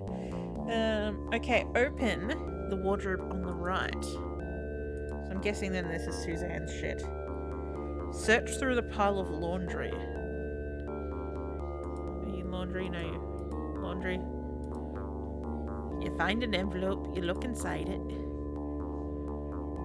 June 14th, 1912. Automobile accident. Last night, a tragic accident occurred on a little country road. The driver, a young woman, ran head-on into a tree, causing her instant death.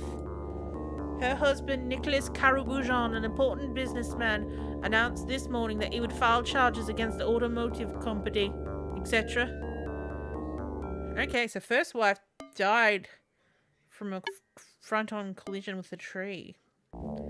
Drunk? Or was something dodgy done? Okay, why is this on the boat? Head up to the upper dock. The upper dock? And talk to Rose. We might as well just walk there since we're that close to it.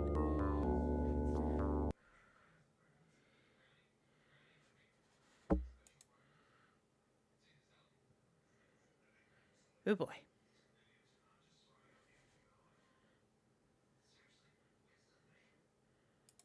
Okay, I would love to see some definition on that house when it was that close. You going up? There we go.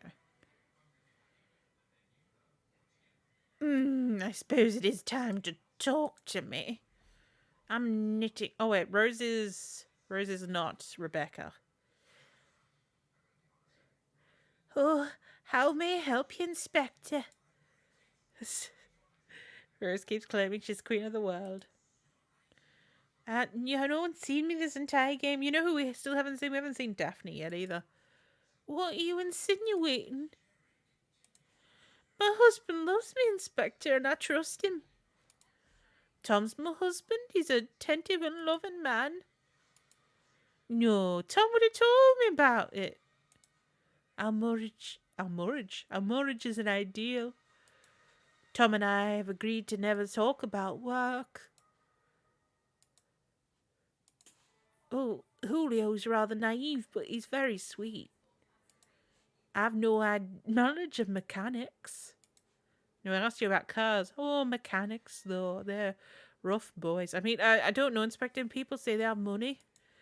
Julio a fortune? Well, off, certainly. But he doesn't look like someone who comes from money.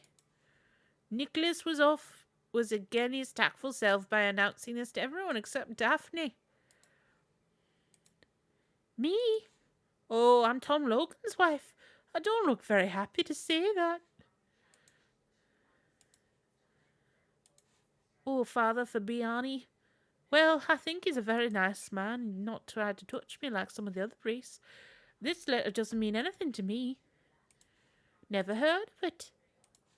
Oh, I heard about it, but I don't know more. Quite possible, Inspector. I don't go out very often, you know. This is a very strange... Where are my boobs? I'm just saying. I'm sorry, Inspector, can't help you there. Yes, they're good friends. I don't know anything about this suitcase. The father's been gambling for ages. I don't know about no suitcase, but is gambling. Oh, I can tell you a thing or two. I don't think he'll ever be able to give it up. He's a real gambler. He and I play Jim Rummy every now and then. I don't know why I just decided to scat on about that for ages. Suzanne's a dear friend. When you have a problem, she always knows what to say to make you feel better. Yes, they're good friends. Oh, I'm very glad Suzanne was invited on this cruise. Suzanne's a smashing girl. I don't know why certain people amuse themselves by spreading different rumours about her. Oh, but of course she doesn't let other people walk all over her. Especially Nicholas, she always stands up to him. I admire Suzanne so much. She has character and she's the only person capable of taking that bored Nicholas down a peg. Oh, he's dead. Sorry. I didn't know. Suzanne is a delicate elf. Oh, this is over-exaggerated. Suzanne likes to drink, but she knows when to stop. Oh, I don't know. You better ask her directly. I'm very scared kitten in my face. I've only met Dick once or twice. Oh, you're talking about the man. Sorry, I thought you were talking about my husband. Oh, none of my business.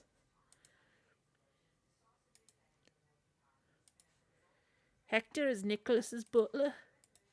Certainly, it's if they were bonded by some kind of pact or some sort of vow or some sort of connection. Don't know much about Hector. He's been very discreet. Very nice six-pack, though. I mean, it's very unnerving to know something no one's past, especially if you've known them for years. Hector's like Nicholas's shadow. He's stuck to Nicholas like glue. I've never experienced this kind of relationship before. They were very close, but it didn't seem to be like a friendship. And yet, they had it. I never saw it. No, Inspector, I wasn't aware of this, but now that you bring it up... Yes, last night, it must have been around 8 or 10. We came back from dinner and I went up to the upper deck to get some fresh air, like I am now. It was already dark and no one could see me and I was in a very dark corner. Nicholas and Father Fabiani arrived just a few moments after me. They were speaking very softly, but I could see right away that they were arguing. What were they arguing about? That's sad news. Oh, the necklace belonged to Daphne. Agnes gave it to her as a souvenir, not as a gift or nothing. Oh, yes, Agnes was under medical treatment. Poor woman, very ill. Oh, it was a terrible accident. Daphne was at boarding school and Nicholas waited until she was a bit older to tell her the truth. Oh, gosh, that means she didn't know her for a while. I think this is beginning to look like Daphne might have done it. I suppose it might have been something to do for Nicholas. I never saw this bracelet. Rebecca was in charge of all the invitations announcing Daphne's engagement to Julio. Do I now have a thing in... no, in Dr. Fabiani. Doctor, I keep calling him Doctor. No, okay. Agnes. Oh, Agnes is the great aunt of Daphne. They were very close. Daphne's extremely fond of Agnes. I mean, she's dead, but she's still extremely fond of her. It must have been serious. Nicholas accommodated Agnes at his house for almost 6 months. I don't know much, but I can tell you that it was 6 months. Some people say that Nicholas acted on his own self-interest. Agnes was rich, extremely rich. Oh, yes, okay. The will. I don't know the details. You better ask my husband. No one knew that Agnes had a son. I know it was crazy, but it happened. All right, what we do now? We talk to that. Oh, we got to go to the bar and talk to Suzanne. I'm going to stay up here, though. You go down to the bar and enjoy that floozy. I mean, Miss Suzanne.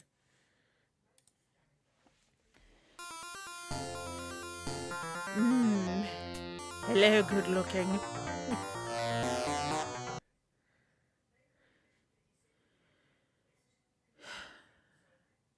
So what's new, Inspector? I'm not drunk anymore. Maybe I am. Who knows? Yes, we spoke about this. Okay, Tom's business. I don't know very much about it. Believe me, Inspector, I'd be the last person that Tom would talk to about it. It is said to be a real opportunist. Who's ambitious. I'm sure that you think I'm a backstabber, but, in my opinion, Tom planned everything down to the last detail. By marrying Rose, he became the main partner of Rose's father, Solicitor Melville, who's decided not to be here. Yes, not Rose would make a... Wait, was that? I honestly did not think Rose would make a good choice, did you? Oh, yes. Doesn't surprise me, deserves it. We've spoken about that. Julio. Yes, we spoke about that. Rose is a very sweet girl, and without a doubt, very vulnerable. A few years ago, Rose was affected by a love affair. Since then, she seems to be afraid to get involved in everything. Oh, Rose's grief. I don't know much more, Inspector. The poor girl really didn't seem to have any luck to have fallen upon a guy like fucking Tom. Fabiani. Fabi, nothing new. And maybe the charity? I think it was a huge amount of money. Huge indeed. Nothing new about me. Dick. Dick's very charming, isn't he? Oh, he has enough money not to be worried about for the rest of his life. I might get into Dick's pants, if you know what I mean. I don't know much. Hector keeps to himself. It's said that he and Nicholas became very good friends during the last war. It appears that during the last war, Nicholas saved Hector's life on several occasions. At the end of the war, Hector started working for him out of gratitude. That's not how he tells it, but okay. A car accident. Very sad ending. I don't remember it in detail. I don't remember how you're involved with this. I mean, you're obviously a friend of Fabiani's, but you obviously knew them beforehand. I was sleeping at the time, you know. You know why. Yes, you definitely know why. Okay, Agnes. Oh, everyone loved Agnes. Her death affected us all. She died leaving considerable fortune, and I assure you that even before the reading of the will, certain people were rejoicing over their windfall. Agnes was an old lady who knew how to laugh, Inspector, and I can assure you she had the last laugh over everyone. And no one knew Agnes had a son. No one indeed. I don't think we need to ask about accommodation. Yes, for almost 6 months. Very intensive care. Her condition got worse. Oh, she's died 2 months ago. Cool. I don't know why we bothered to talk to you. You didn't tell us anything new. I think we'll end soon because we're. Are we? Oh, we still got quite a far way to go. I think we'll finish off this time segment. So we're going to go talk to Nicholas and Rebecca's cabin and talk to Rebecca because we haven't spoken to her at all yet.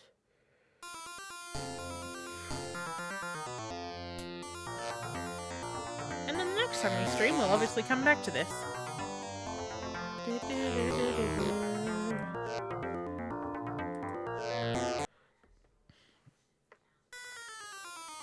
Everyone loved Magical Agnes. Yes. Oh, gosh. How may I inspect you? I mean, how may I help you, Inspector? Sorry, I thought she was just wearing a towel. We hold each other in high esteem. Have you seen his ass? It's so high. It's insane, Inspector. Well, it's like, are you having an affair? It's insane. Tom was taking care of Nicholas's business. I don't think so. I've never heard anything of the kind. I don't have an opinion on this subject. You better ask him directly. Of course he's ambitious like all brilliant people. Julio. He's a very nice young man. Maybe a bit spineless, but he certainly would be the ideal husband for Daphne. Julio has a passion for car racing. Did you know last year his father offered him a whole stable of cars? Julio is the heir to a family fortune.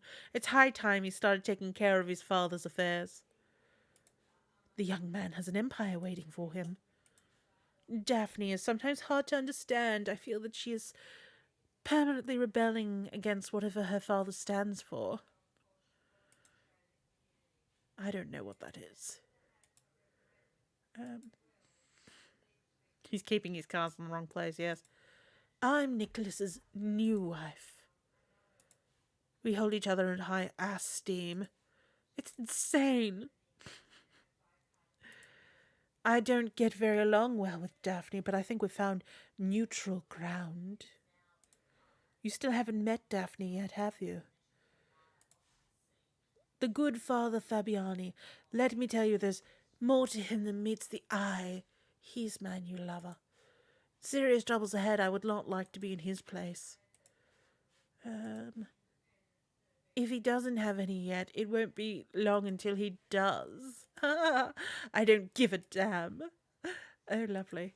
The young ones took part in it. I've no idea. I suppose they have some things in common.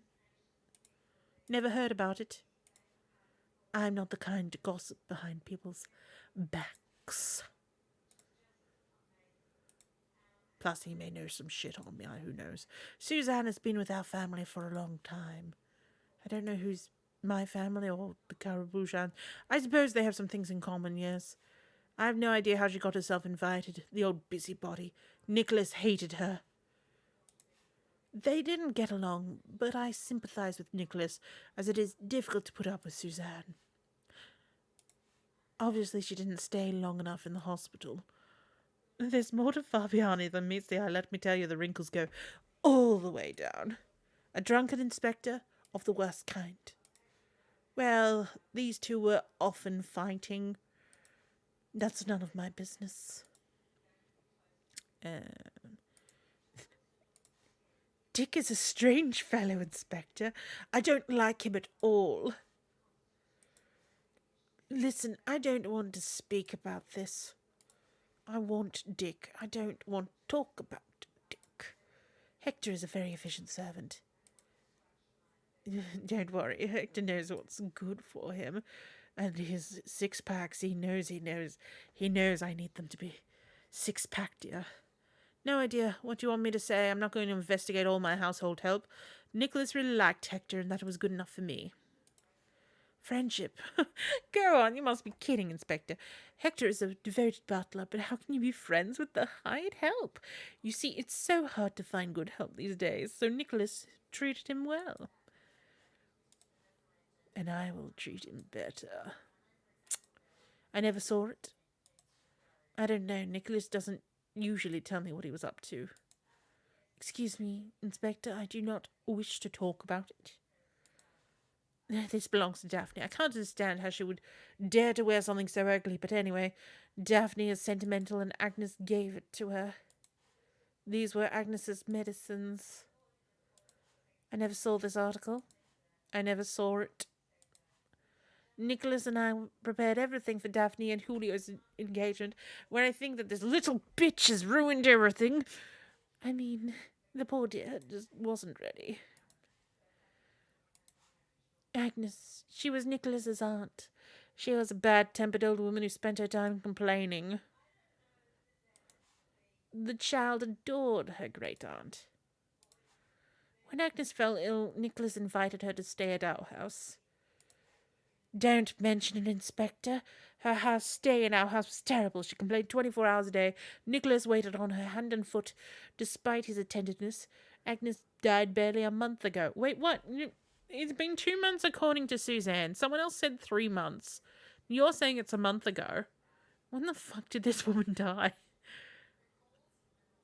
Yeah.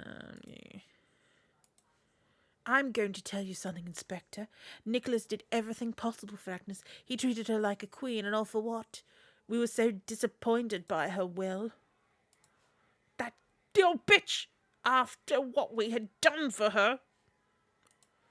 Agnes never told us she had a son. What's really surprising is that Nicholas, who certainly knew about him, never told me anything. I was fucking pissed, as you can tell. Thank you for all your help. We are now at 1 p.m. And we might go a little tiny bit longer. You're solving the case in reverse. Interesting. Kind of, I guess.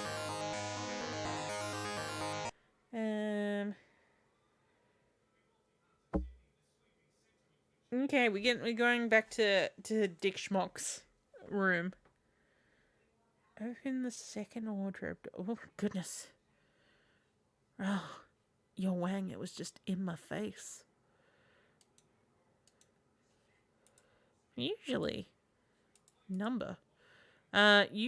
someone is inside. I didn't knock, so I'm guessing it's empty.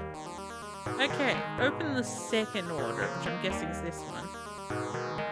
And take the pocket watch. Get out of my way so I can see where this fucking pocket watch is. Is it on the floor? It's a weird place to put it.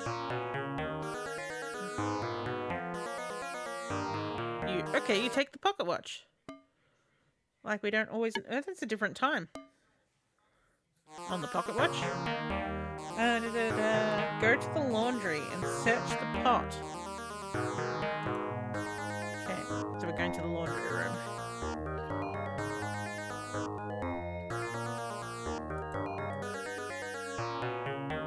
Oh, thank you, Dee Dee, for the hydration.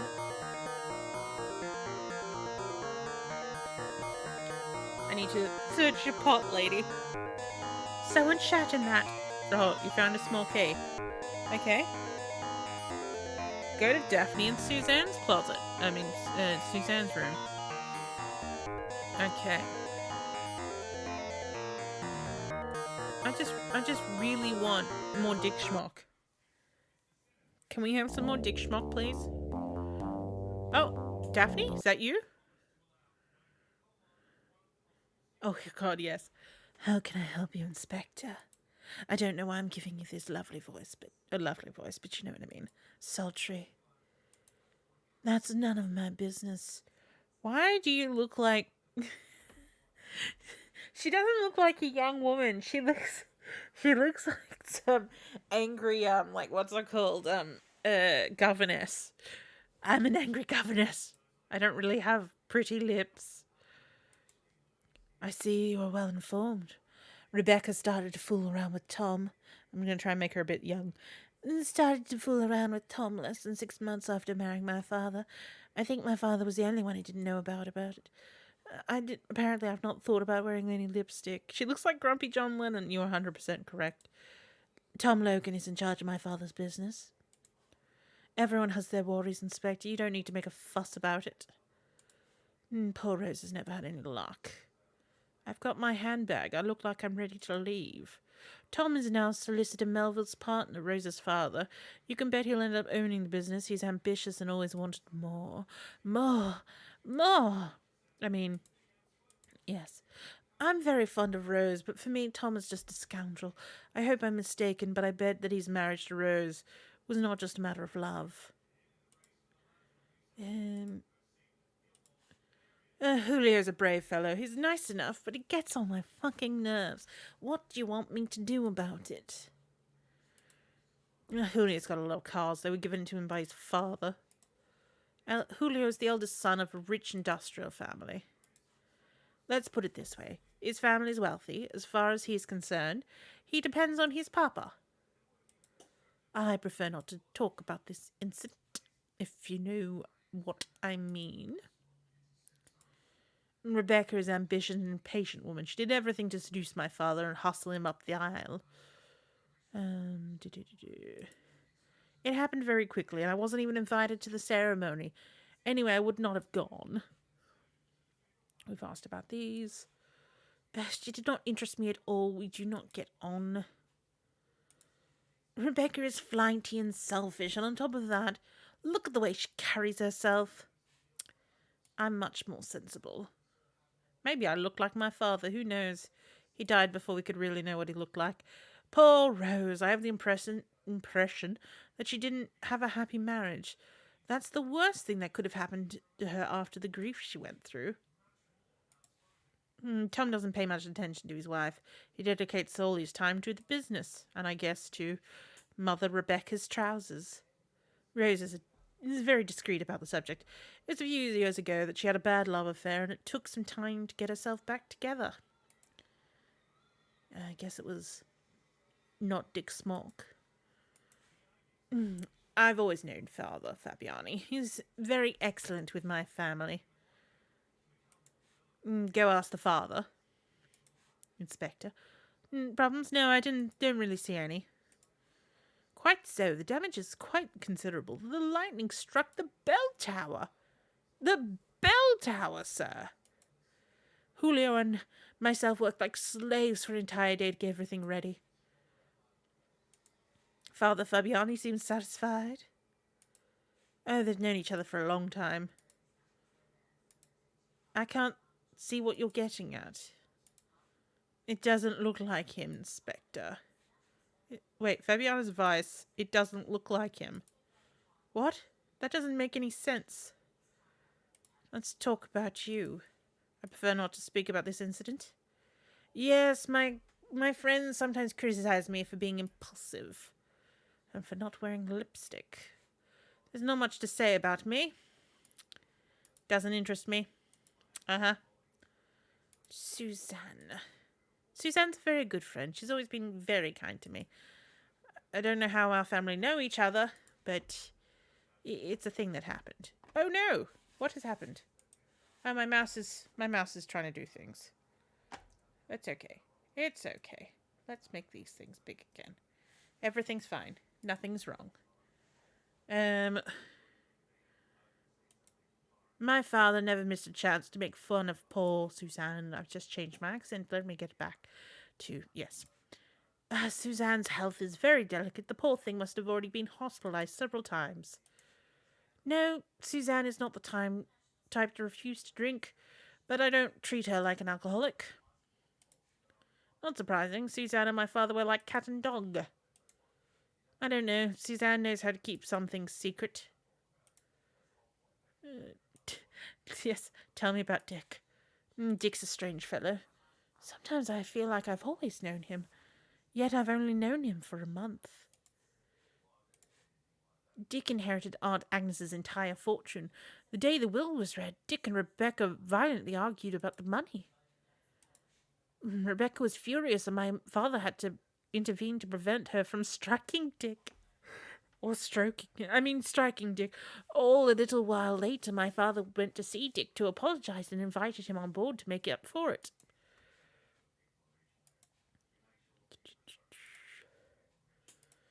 Hector is my father's butler. He's very devoted.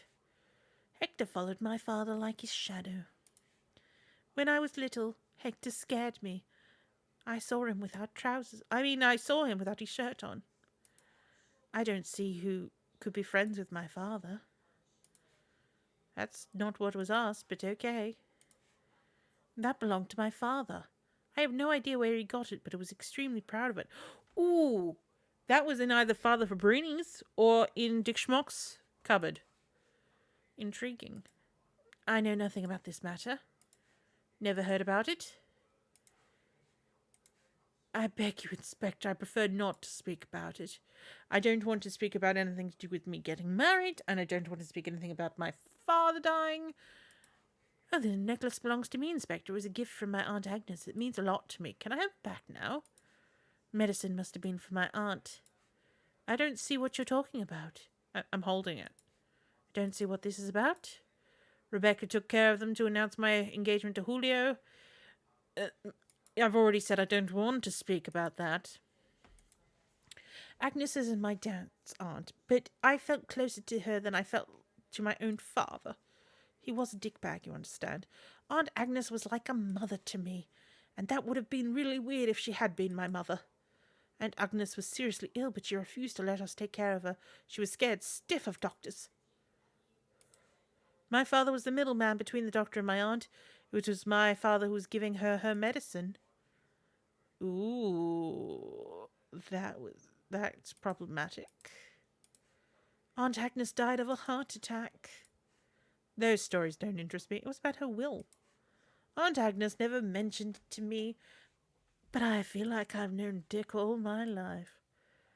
Yeah, I think that might be something that we're heading towards.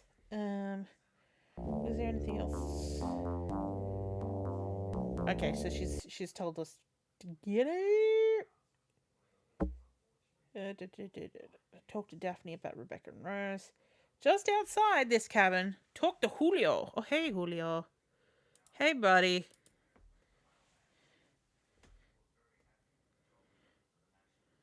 So, at the new inspector. Anything about Tom's aim? I don't judge. I think not. I think he takes care of all business. The Senor Kubujan, he has a solicitor's business. I don't know the details. No. Yeah, seems to be quite, yes, failed. No more. We already spoke about it. This don't concern me, oh. Yeah, very, very protective. I don't think she's happy with her hombre. I like that. I don't think you're happy with your hombre. I asked you about that already. Oh, I haven't asked you about any of the Rebecca things. I don't know much about La Senora Carabujon, but she was mucho nicer with me. She might marry me now, if you know what I mean. I don't know neither of it, Inspector. El Senor Logan is very protective of La Senora Carabujon. La Senora Carabujon was much angry. I don't know pourquoi. Rebecca is not Daphne's mama, Inspector. The poor thing lost her mama years ago. It has been because of this that Rebecca and her don't look much like... Well, of course they don't. They're not fucking related. La Senora Carabujon is a charming woman, but she's sometimes a little bossy. She's always been nicer to me. Rosa is muy simpática, señora. I don't think she's happy with the hombre. I don't know. I think you already asked me about this. The Daphne. Oh, yes. Daphne don't speak much of her madre. Years ago. I believe that this would have been the most beautiful day. Unfortunately, Daphne wanted to think a little more. Okay. Very important, though. Daphne es una muy simpática señorita. Daphne is la senorita of my life, Senor Inspector. I want to marry her. I want to fill her with the babies. But yeah, we already spoken about this. Daphne, Susie. No, no, no, no, no. Ask me more about the dick. Oh, and Senor Smocco. I don't know him much. Yeah, Senor Smocco is mucho happier. I think it una grande fortuna. La Signora Carbujano was much agree. I don't know pourquoi. Hector. I don't like this guy, Inspector. He give me the goosebumps. He make me feel things that I mean, in any case, he and El Signor Carabujan seem to get along very well. El Signor Carabujan would never go anywhere without his butler. Hector followed him like his shadow. Yes, we spoken. We spoke. The pocket watch. This belongs to...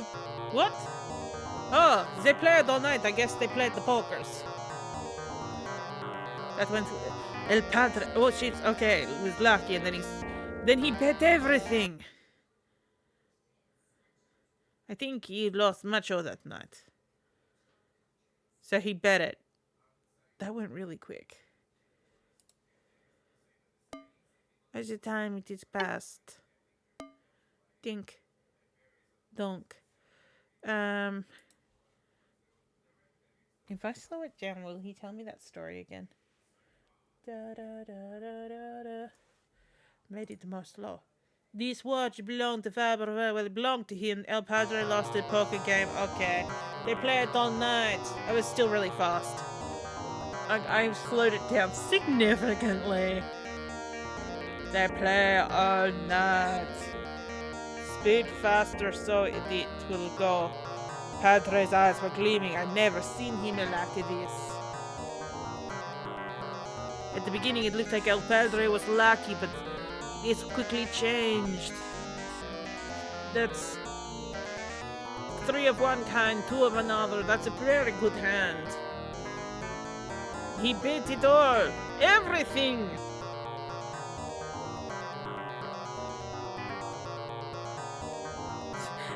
Look at how slow I had to make this to get it to reasonably play. And it still played that first bit really fast. Everything. Alright, let me speed it back up again. I think he much lost, though. He lost his pants that night.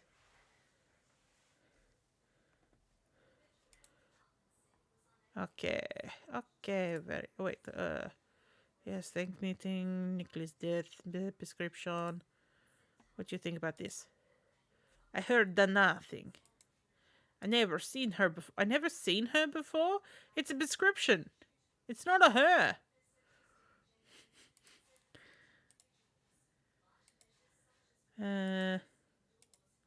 I do not know la señorita. Yes, and it's terrible, Senor Inspector. La poor Senora never recovered. Oh, it didn't go without a problem. The old Senora wanted to stay home, but El Senor... Oh, this is a different story. El Senor Carabujan insisted she ended up by accepting. Alas, Agnes passed away and Daphne very sad. Agnes was suffering from serious illness. I don't know. I know not. I don't know this Senor. Except you know him because he is the dick. The dick. Think. Is at the end of this block.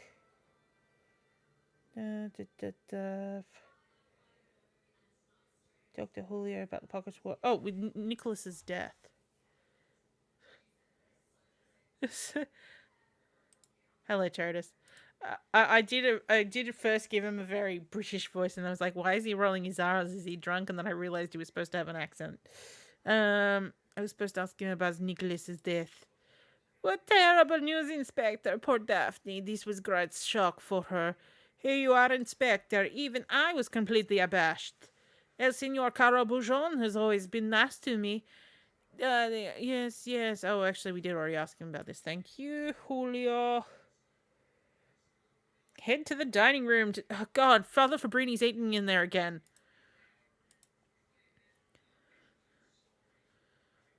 Alright, we'll finish this time block and then we will save for the evening.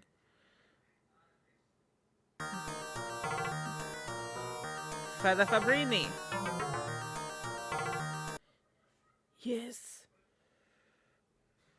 How may I help you, Inspector? Oh, it's been a while since you've seen me. Oh, God. A real go-getter. It seems like going very well for him. Rose was captivated by Tom. When this bright boy appeared in her life, she lost her head. Whether she liked it or not, Rose's father finally gave his consent to the marriage. Maybe with the hope with his daughter would forget being jilted in a previous love affair. Once married, Tom started going out, leaving his wife to run after the first skirt that appeared. Yes, Tom and Rose. That's really going overboard, Inspector. Watch out for that kind of slander. Yes, difficult. Tom doesn't dedicate much time to his wife. Truthfully speaking, I don't think he's ever given her much attention, even before they were married. You asked me about that. We've asked about that. Oh, Rebecca. I never thought Nicholas would remarry. When he introduced us to Rebecca, we were all a bit surprised. It was very fast, a civil ceremony, a few witnesses. And imagine I was not even consulted. I have a feeling I get... Oh, yes. I didn't know about that. There isn't any. To simply put, they ignore each other. It's better this way, as each the girl has her own mind. I believe Daphne would not tolerate Rebecca's character for very long. Rebecca's ambitious and arrogant woman. She is ready to do anything to get what she wants, not at all like Daphne's mother, a quiet and gentle person. Why did my eyebrows go up when I said that? The Rose. Rose is Solicitor Melville's daughter. She's what was this? Shy and reserved. I don't know why I was calling her Seville. Seville! It is not happy marriage. This is the least I can say. Certainly as far as Rose is concerned, however, it doesn't seem to bother Tom. If you want my opinion, the guy's a scoundrel. Rose never had a chance. Before meeting Tom, she was engaged to a young man, Raphael Lambert, a real jerk as well. Only a few days after their engagement, Raphael was found in a brothel, dead drunk with a creature of little-known virtue. You can imagine the scandal. Rose's father, Solicitor Melville, got rid of the swine, but poor Rose never got over the deception. We haven't seen Lambert since. Hey, he was dead drunk. He might not have known what he was doing, and someone put him in there. Someone may have tricked him. That might be the case, but, yes, anything else? No. Oh, poker game. I prefer not to talk about it. For some reason. Daphne's mama. Nicholas's first wife, Inspector. Mercedes and Nicholas were perfect couple. Daphne was furious as usual. Nicholas forgot to consult the person most consulted. You're right, she hated everything that was imposed on her. She brilliant young girl. I love her. I love her a lot. Okay, Suzanne. Nothing new about Suzanne. Oh, yes. Let's talk about Dick again. Dick Schmuck. I don't know this boy very well enough to give you advice. I mean, you still think he's about my age. Boy inherited a huge fortune. I don't know about it. Apparently she tried to hit the Dick. Hector felt really close to Nicholas. Yes, Nicholas didn't always treat Hector very well, but they enjoyed each other. I mean, yes. That doesn't belong to me. Not anymore. Yes. Nicholas certainly had bad character, but sometimes he knew how to play the gentleman. Oh, yes, we already heard about this. Meeting at the bar? So what? Sad news. Nicholas, good person. These were terrible hard times for Nicholas. I never thought he'd get over it. He was a broken man. Agnes. See, Agnes left us 3 months ago.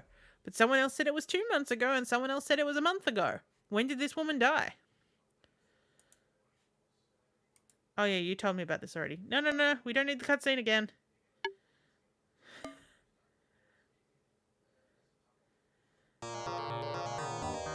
Yeah. Oh shit. Come on. Wait, did we make time go backwards?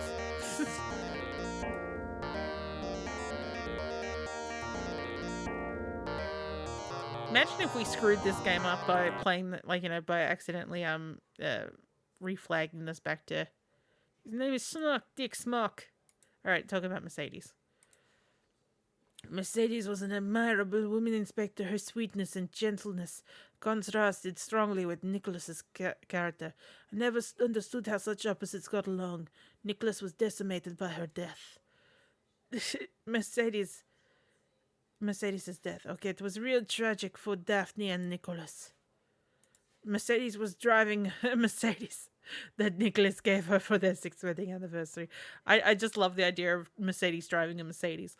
I think he still regrets it. I mean, he's dead now, but he regretted it, as he believed he was fully responsible for his wife's death. But it was me. I don't know. Okay. What?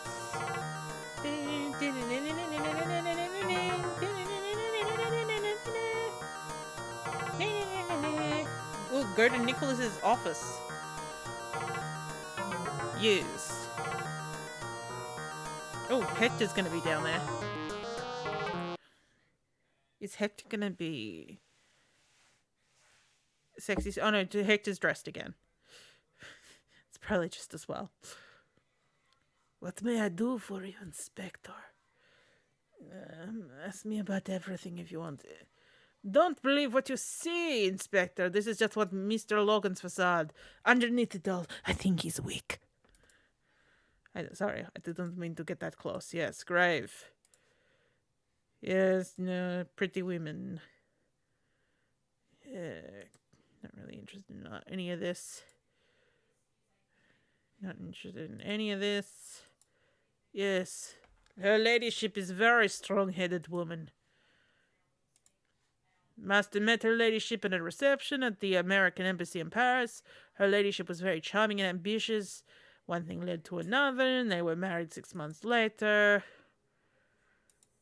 I never noticed anything. No.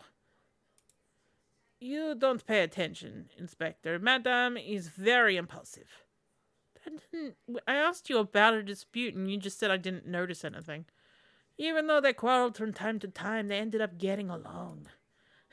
She's a strong-headed woman. I've seen her crack a coconut with her head.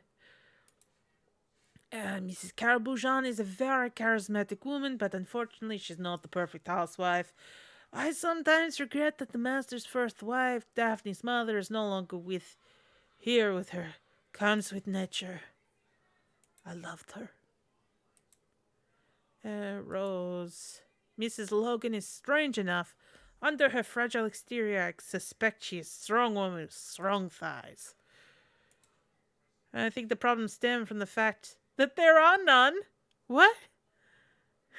Wait, the problem stems from the fact that there are no problems? Is that what I'm getting out of this conversation? It's not a model for success. I've heard nothing about it. Name doesn't mean anything to me, Inspector. Nothing new. Oh, the poker game. As I can see, you've heard about it. Father Fabriani lost everything that night. He was furious. He came to see the master the next day, and I can tell you they had a heated discussion. The father, totally desperate, tried to pressure the master into reimbursing him, but the master refused as he thought the money was honestly won. The father left in a rage.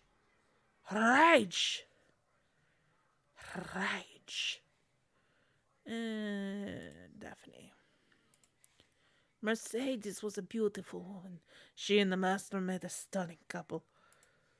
Miss Daphne rather capricious. She couldn't even shop for her own engagement party, despite the fact that her parents arranged everything to perfection. The master was disappointed. I never noticed anything of the kind about the young miss. The young miss, despite her appearance, is very sweet. Even though, yeah, they quarreled, but they get along. Ish. You know, the ish. The ish is important. I don't know, Mr. Schmuck. Mr. Schmuck is a rich man. No. You don't pay attention. Very impulsive. Very impulsive. My master supported me. Yeah, we already... He's the one who made these ones. Various.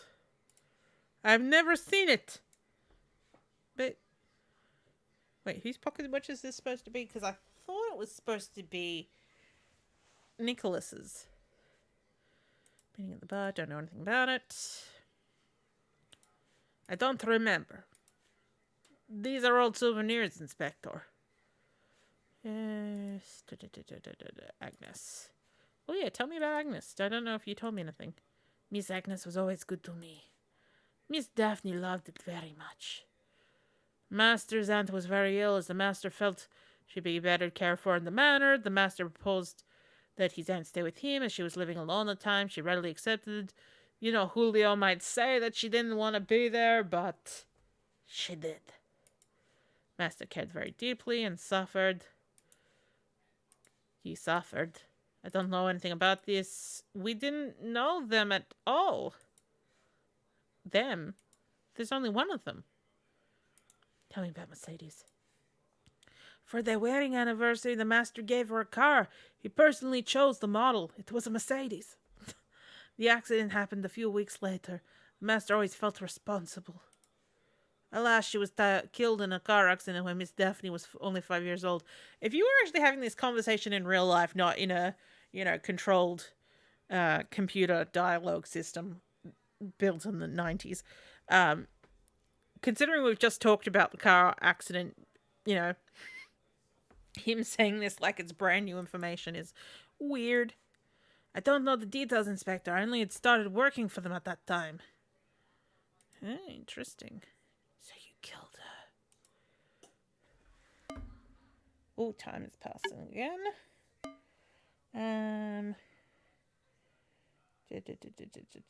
Mercedes and Rebecca head to the upper deck.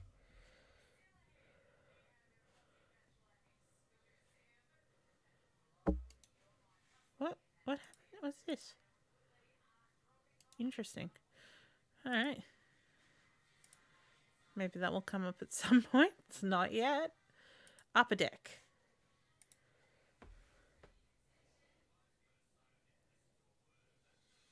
The next act isn't very long, so we might play that one as well. Okay, so if we search the bag, this is Rose's bag. We're going to find a gun advertisement. Gun advertising? I don't think Rose is going to buy a gun. This is a really small barrel, though. Look at how big this entire gun is for this really thin... Oh, sorry, Rose. But who giving you permission to look through my purse, Inspector? But that's enough, Inspector. You're not behaving like a gentleman.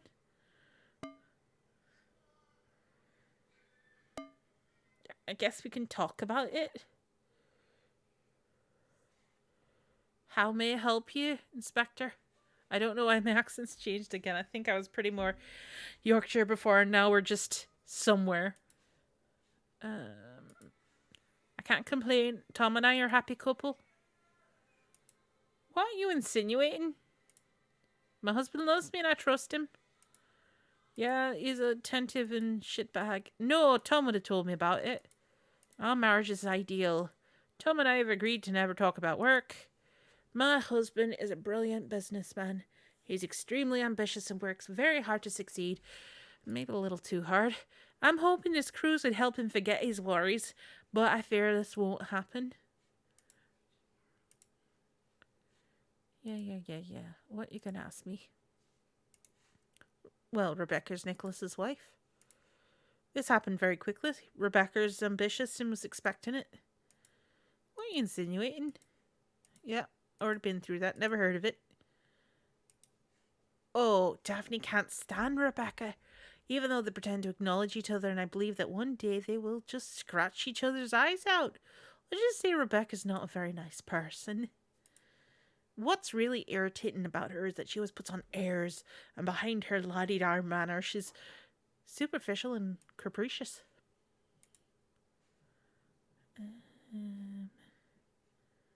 Me? You want to talk about me? Well, I'm Tom Logan's wife. I can't complain, we're happy. Ideal. Very ideal.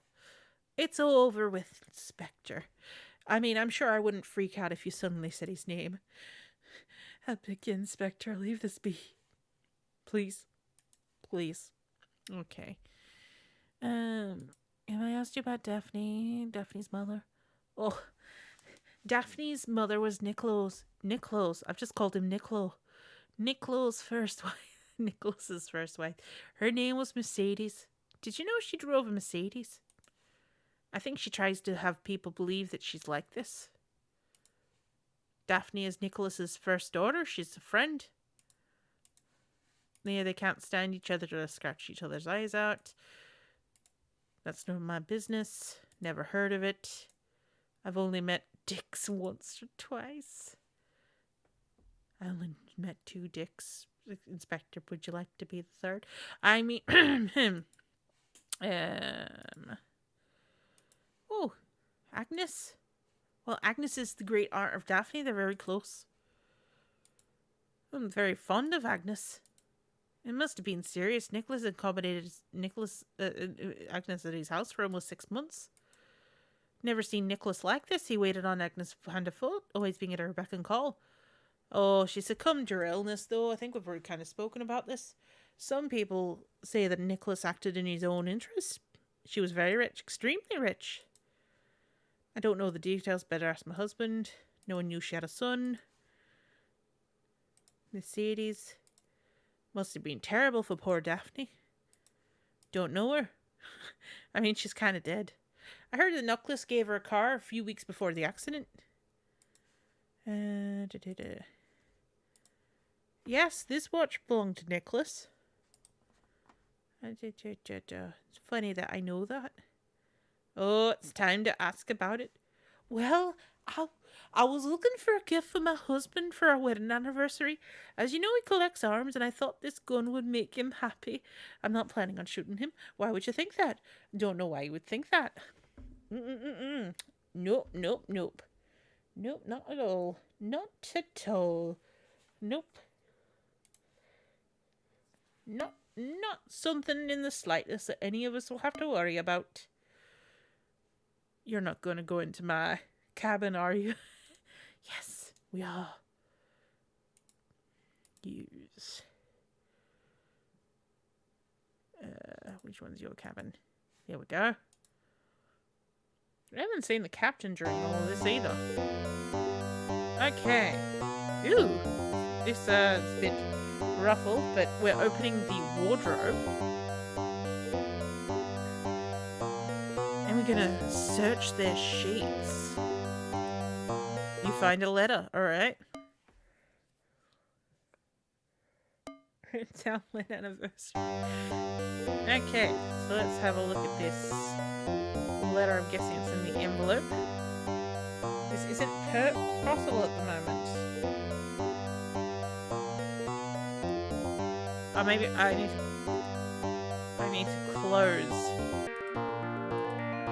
to close the wardrobe first, because apparently that is integral to searching and reading a letter. Oh no, we have already read this. Yes, Nicholas Caraboujan. Here's the letter. Here it is. Miss, my name doesn't mean anything to you. However, our destinies are intertwined, and you'll understand why. One day a man came to see me and offered me a large sum of money to accompany one of his friends. I followed him without being suspicious and discovered that the young man I had to take care of was real cute. When I arrived, he'd already drank quite a lot, and I, being of a happy nature, joined him and partied all night. In the early morning, the same man turned up with 2 cops and grabbed Raphael, calling him every name under the sun. That's when I realized something was wrong, so I ran away. It wasn't until a few days later that I realized that Raphael had left town, chased by his future father-in-law, and that he was engaged to you. Now that you know the whole truth, I hope you can forgive me for all the harm that I've done to you. Lola. P.S. The man that came to me called himself Karabujan. Ooh. Why? Why? What? Okay, so it sounded like what everyone else was saying was that the father had looked for Raphael and found him at a brothel. But then this is suggesting that Karabujan was the one who organized it all. Because I was kind of like, it sounds like, he might have just been set up. And it seems he indeed was. But why would Nicholas want to do that? Return to the upper deck. Map. Use the map. Go back to the upper deck. We love a good upper decker. Oh shit, Suzanne! Watch out! Help! I'm falling to the sea! Help! I think she's dead. Fling the right light belt. Oh shit! This isn't. I know it's not possible. Fling it. Who's this dude? Why is this dude not doing anything?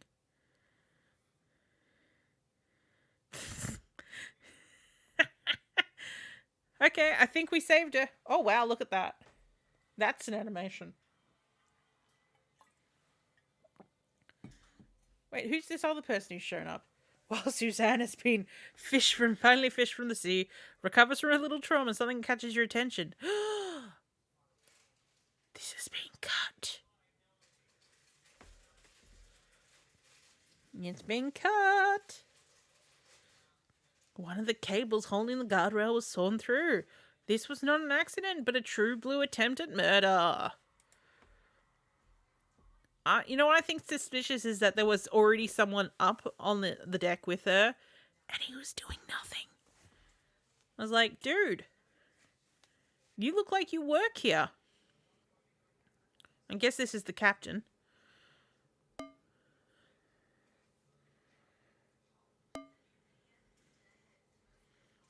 Suzanne's going to talk to us, apparently. Oh my god. Suzanne, may I ask you a few questions? Yes, Inspector. But beware, someone wants to kill me. I'm certain of it. Yes, I think you're right. Do you have any idea who this person would be? No, Inspector. The only person I would have suspected is dead. Hey, here's a letter from Agnes which put the thought into my head. Dear Suzanne, excuse me, my dear friend, for taking so long to respond to your last letter. Despite my nephew Nicholas's intense care, my health seems to be getting poorer every day. You'll think that I'm a crazy old woman, but sometimes I'm convinced it's the medicine that's making me sick. But enough of me. Do you have any news of etc., etc.? Your friend, Agnes Karabujan. I think that Nicholas accommodated Agnes to get hold of her fortune. Agnes was in excellent health. She started having pains on the very day Nicholas came to see her. Were you able to gather any other evidence? No, alas. I made it a point that Father Fabrini got me invited by Nicholas. I wanted to take advantage of the cruise to carry on my investigation. But now that Nicholas is dead, it's not worth it, isn't it? I mean, there's Dick Smoke, and Dick Smoke definitely got the money, if you know what I mean. Now it's 3 now. Oh, another thing, Inspector. Where'd all those men go? Would you mind going to my cabin and bringing me my cosmetics case? It's in the wardrobe. Sure, I'll bring it to you right away.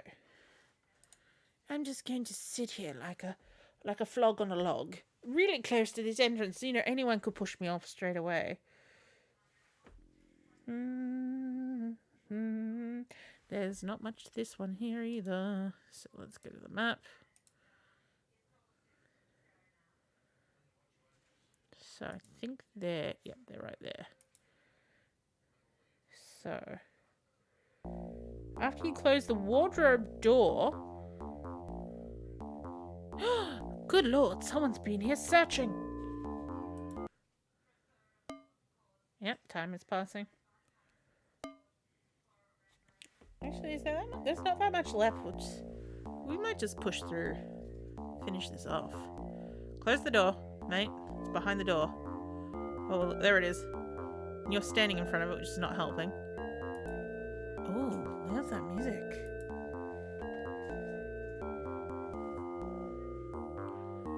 Okay, when we open it, we can examine it. We're going to insert. We're going to insert our small key.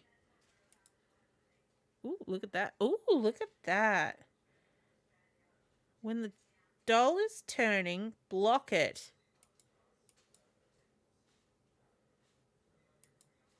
How am I supposed to block it? Okay. Block the ballerina. You hear a clicking noise. And then I need to turn this again to open a secret drawer. Here we go. Let's polish it off. Alright. This is taking its time. Takes the letter. Okay, take the letter.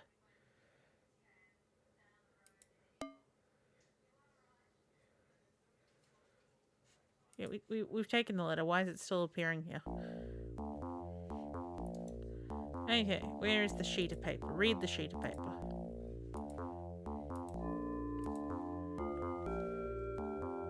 June 16th, 1912. Nicholas, I've done a little job you asked me to do. I'll come by tonight to get my payment. I must warn you, no dirty tricks or you'll regret it. You know who. Oh, interesting. Why would this be here of all places? To the map. We're going to use that map. And then we're going to head to the bar, which I'm guessing is where beautiful Suzanne has moved to, because yep, there she has. Sorry, I couldn't get you a cosmetics case. Oh, come quickly, Inspector, there's something going on. Okay, after the incident. Okay. Hey buddy, nice to see you. What's through here? What's happening? What's this cutscene gonna show? Oh, Jesus. Come, Rebecca, don't be a child. We'll work it out. Oh, it's Dick. Sorry, Dick. Prepare to die. I'm going to blow your head off. No, don't shoot. I'm Dick Smock. Oh, yeah, Daphne. Yeah, fuck yeah, Daphne. Yeah! Daphne for #1 winner. Oh, look at the makeup fly. The gun. Oh, double-headed gun. Yeah, with a gun that size, you aren't likely to blow their head off. Still, you vastly emphasized the firepower of your Derringer. Okay, we're going to take Daphne's purse. Oh, they're like, is she alive? Is she alive? Hello? Who's this? Who's this that's bending over? Whoa. I want to know who's... Oh, that's Julio. Okay. All good. Apparently I'm going somewhere. Ah, Dick! It's been a while since I've seen you, but it's not our time to talk to you. We've got to go and speak to Daphne.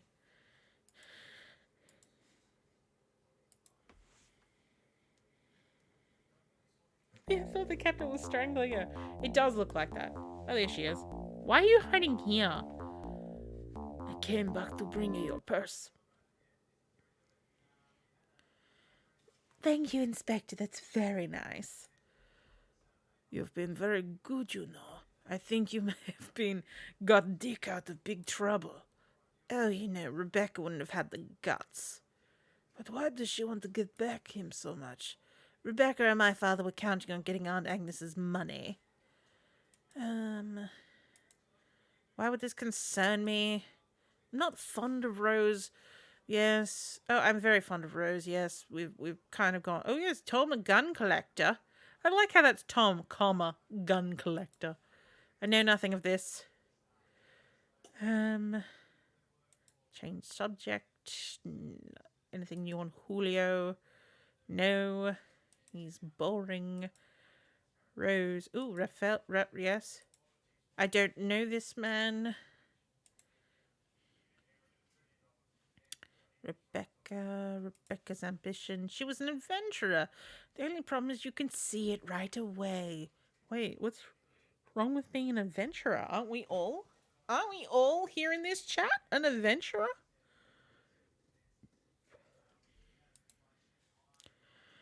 Yes, she was wanting to strike Dick, and she almost shot Dick just then. And she just has to realize that Dick shoots you. It shoots itself. Never mind. Dick's inheritance. You're supposed to ask about Agnes as well. All right, so we're going to just. Can I ask you about Mercedes? I was only 5 years old at the time, Inspector, but you're making me frown. I was at boarding school when I heard the news. I must confess I didn't realize at the time what was happening. I only remember my mother vaguely. Okay, so. Aunt Agnes never mentioned it to me. Okay, here's a cutscene, so let's slow it down so we will see everything.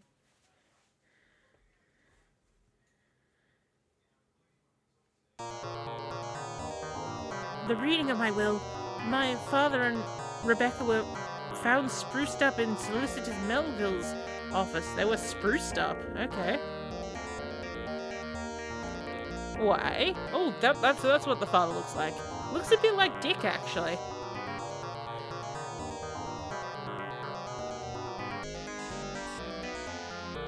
Like, why are they dressed up so much for this?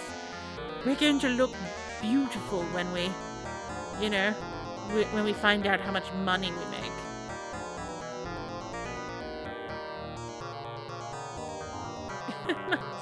Rebecca was spruced up. My father was oaked. Maybe I need to make it slightly faster.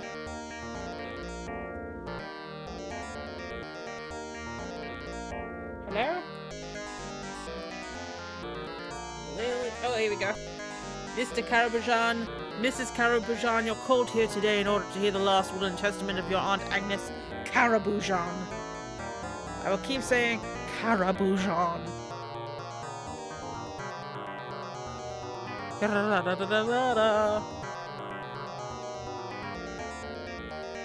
Carabujan.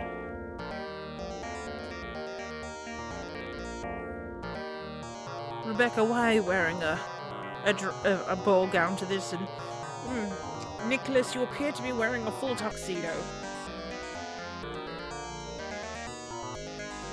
Okay. All these other cutscenes ran so really fast.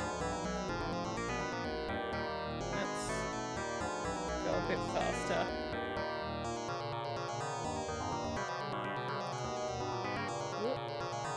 I hereby read what concerns you. Nothing! Oh, they're smiling. I don't like that. To my nephew, Nicholas, who is so fond of money, I bequeath the magnificent horn of plenty that was given to me by his mother, as well as a sum of 2,000 francs in compensation for the expenses incurred during my stay at his home. I bequeath the nest of my fortune to my son, dick who I never stopped loving. But this is a real shame. Oh, look at him. He just strode in there going, I'm Dick Smock. She doesn't have the right. I won't let this happen. Ah, cousin! I know I've been reading him like this, but cousin has to be what you just whenever you see the words hey cousin, you gotta read it like that. Okay, so that's what we had to ask her about. So it is now 4 p.m.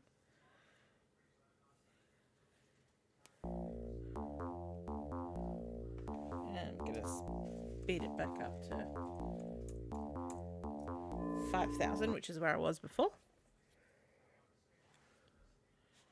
Okay, Julio's just standing there, but we're going to walk down one screen, and Rebecca will invite you inside for a chat.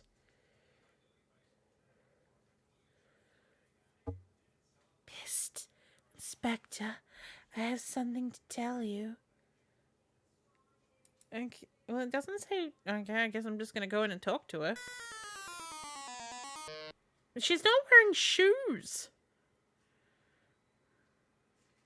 Inspector, what I have to tell you must stay between the two of us. I'm crazy in love with you. I promise I'll be discreet. Except I'll ask everyone about it straight away. Well, it's about Rose. Of all the things I thought she was going to talk about, Rose. Yes, Rose. She killed my husband. She had the best reasons for doing so. Oh, dynamic cameras. Oh, really? What do you mean?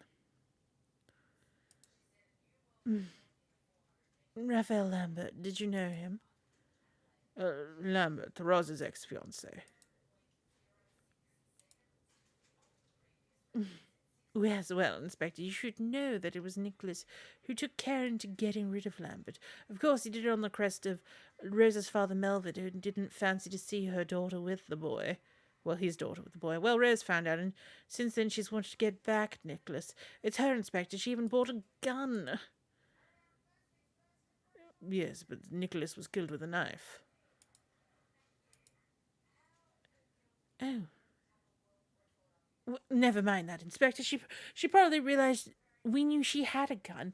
Therefore, she used another method. Good. Thank you so much, Rebecca. I think all of this would be useful. Yes, and remember, Inspector, Rose hated Nicholas. Hated him. Walk down again and listen to Daphne's story. Hey, Daphne, you got anything more for me, babe? Babe. Are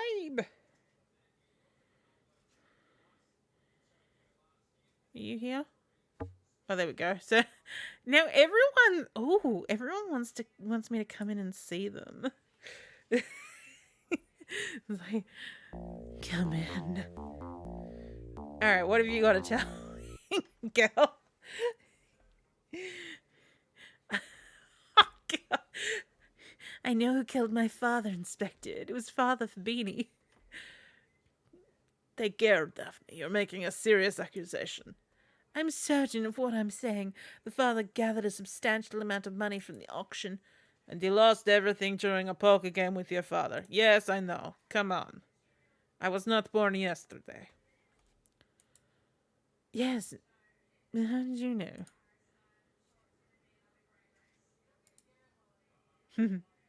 I'm Inspector, bitch. I mean, never mind. All that matters is that I know. Yes, well, the day after this famous poker game, Father Fabini came to the house to speak to my father. He openly threatened to kill him if my father didn't give him back the money. Okay, well, that's not enough to make him a martyr. Yes? You agree? Yes? Yes? Yes? Yes? Come on, I need to hear you say it. I assure you, Yesterday, Father Fabrini had a meeting with my father, and believe it or not, when I passed him in the corridor, I noticed he was carrying some strange object in his pocket. Surely the murder weapon. Well, thanks for the explanation, Daphne. Believe me, Inspector, money and gambling have made more than one person lose their head. Maybe he was just pleased to see you. Oh, not Father Fabrini. Fabiani. I keep calling him Fabrini. Fabrice. Father Fabrice. Alright. We are now going to the main deck, the starboard astern, which is this one here.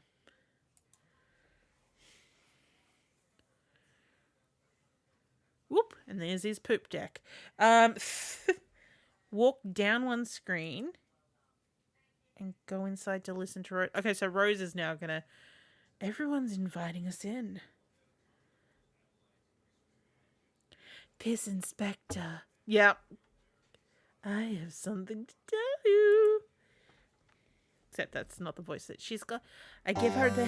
This is her. Hello. Father, I'm about to tell you something. I would like you to keep to yourself what I'm going to tell you. I'm going to tell you somebody died. I mean, someone did it. Or I did it. What? Speak freely, Rose. What is it with these women not investigating it themselves and then casting aspersions on other people? Well, this is a very delicate subject. It concerns the relationship between my husband and Rebecca. You see, I know they were doing the jiggery pokery, so you knew about it.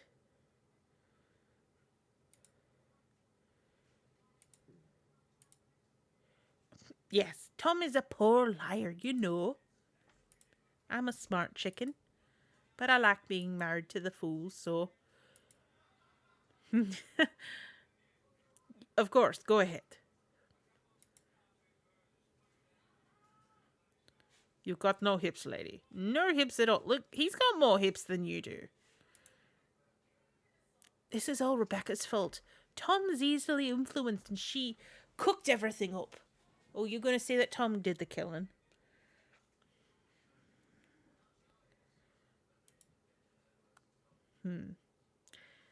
Go on, Rose. What do you mean?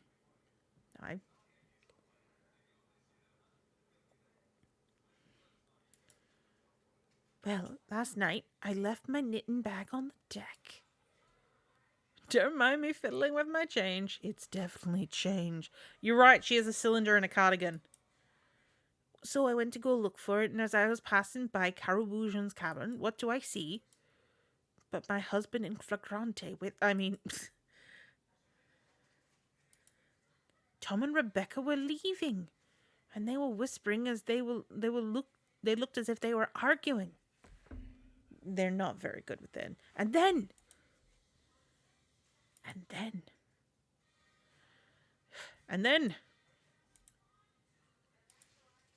come on, put me out of my misery. You say and then. Why is this taking so long? Come on.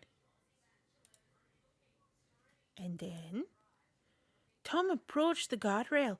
He threw something overboard. I didn't see what it was, but it's now obvious to me that it was the murder weapon. I looked in the porthole and saw a familiar ass, and then I saw the rest of my husband. Whew! Maybe he was throwing over the condoms, though. Inspector, believe me, Tom has nothing to do with it. It's that witch who plotted everything.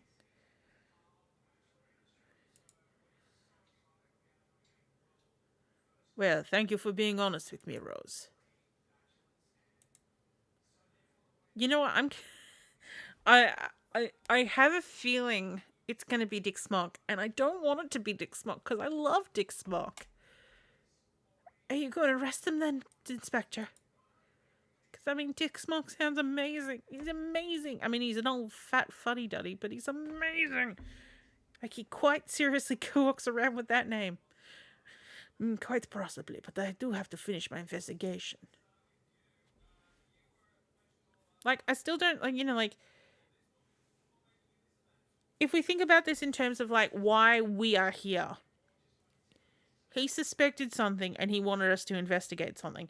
He probably didn't think that he was going to die. He probably wanted me to investigate something else that was going on. Considering Cara Brujon was the one that hired us, he would not care about Rose's Raphael Lambert situation. Ooh, maybe Dick Smock. Okay, so let's go with the craziest thing, that Dick Smock is Raphael. Dick Smock does definitely sound like a euphemism for condoms. But but maybe he is actually Raphael, and so she's kind of like trying to zigzag here, but because no one seems to really know Raphael, except you'd think that Cara Brujon, Nicholas, would know. But either way, he wouldn't care about this thing. He wouldn't care, even though what's it called was Suzanne was here. There's no scandal with Suzanne that he would be investigating. Maybe the Tom and Rebecca thing, but it would be weird to get like a great mystery type, inspector just to go on your wife and your wife's affair. Possibly about Mercedes' car crash, but at the same time, like, we don't know enough about that to tie it back into everything else. We just know that she died and he blamed himself. And she's smiling. I don't like that when she does that. So I think unfortunately it's going to be like Dick Smock, and probably that he, changed the will. He's not actually related. Shit like that. Where are we going now? Walk up one screen. Do you mean... Wait.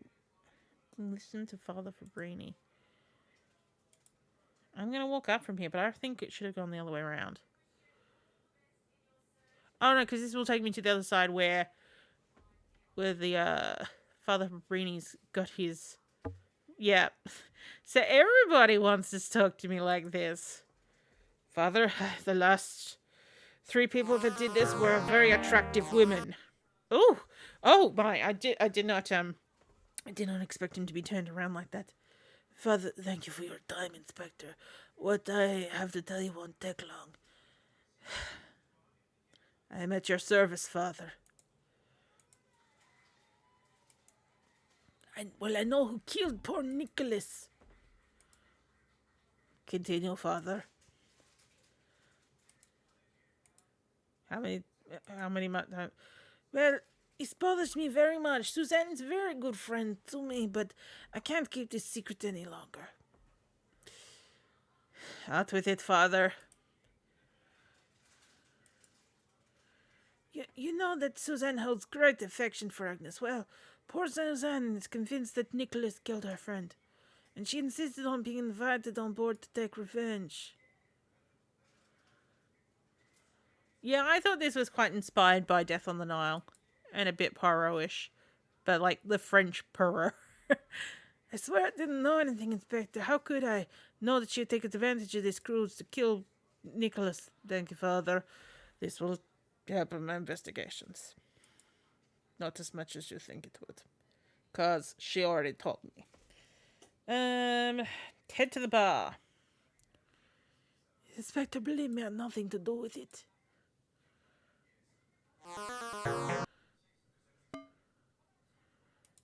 Okay, so we are now past 4 p.m. Well, we already knew that. Woo! Death on the Nile is great. Alright, let us go down to that bar and talk to Miss Suzanne herself. The drama queen herself, and she's going to be like, well, where's my cosmetics bag? I asked for it. And we're going to be like, funny story.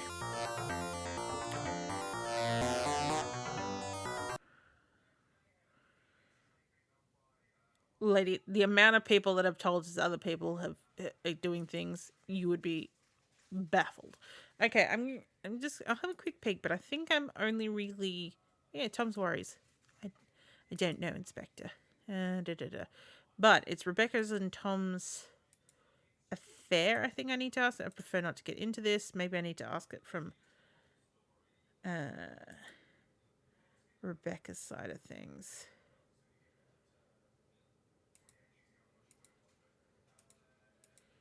Met Dick. Daphne and Rebecca. Doesn't like her stepmother. Rebecca, well, she's simply not my cup of tea. She's a real idiot. Oh, I don't think we actually spoke much of it. I really thought Nicholas and Rebecca were perfect for each other. Same ambition, arrogance, and frightfully snotty attitude. I was supposed to ask her about that, but I guess not. Tom, we've asked you about these. I don't know. No one seems to know he was a gun collector. It said, speak to Rebecca about Rebecca and Tom's relationship. Rose. Tom and Rose. I think I understand why Rose is very lonely. As you can see, her husband doesn't care much about her. Never heard of this gentleman. Fallen shitbags. I didn't know the Carabujans at this time. Daphne spoke very little of her mother, but she barely knew her. Must have been a real tragedy. Tragedy. No one knew. Yes. I don't understand. Okay. Request for payment. I remember this letter. Daphne already showed it to me. She was frightfully astonished. I admit that it's an amazing coincidence. And it's right to be suspicious. I never saw this advertisement. Confession note. I understand better now. The other night at dinner, Nicholas made a lousy joke, which was really uncalled for, about hookers.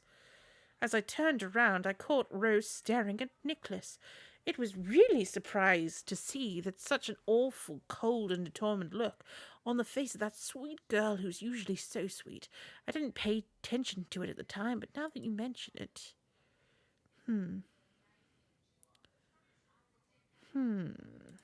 Never seen this pocket watch. Maybe now that I've got that, I can ask about Rebecca and Tom's, something going on, the affair. Go now to Rose. They're so lonely. Poor darling, she has no locket at all. Ah, Rose is suspicious about Nicholas. It's very likely, but I'm not sure. Is there anything else? That's pretty much it. I've asked her about Rebecca and Tom's relationship. Go to the new hall. Ooh, and talk to Dick. We get to talk to Dick. I mean, time hasn't passed, so that's why I'm a bit worried about that. Which makes me think that whoever wrote this walkthrough thought something big happened during their conversation and obviously triggered the wrong thing. Dick. Speak to me, Dick. How can I help you, Inspector? Miss? It's been a while since you've seen me. I don't know a thing. That fellow hasn't got the guts to get what he wants. I don't know, Inspector. You took care of Nicholas's business. The little one doesn't seem very happy. Wouldn't surprise me. Yeah, it's possible, but it wouldn't be like him. It's like I'd know him or something. Logan's a full-class scoundrel, if you ask me. These two, they have something to hide. You only have to look at them. Here, Inspector. Yesterday I saw them. They were speaking in whispers, and that Tom character has a large knife in his hands. Oh.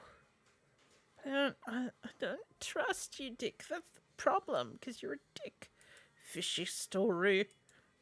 I stay out of it.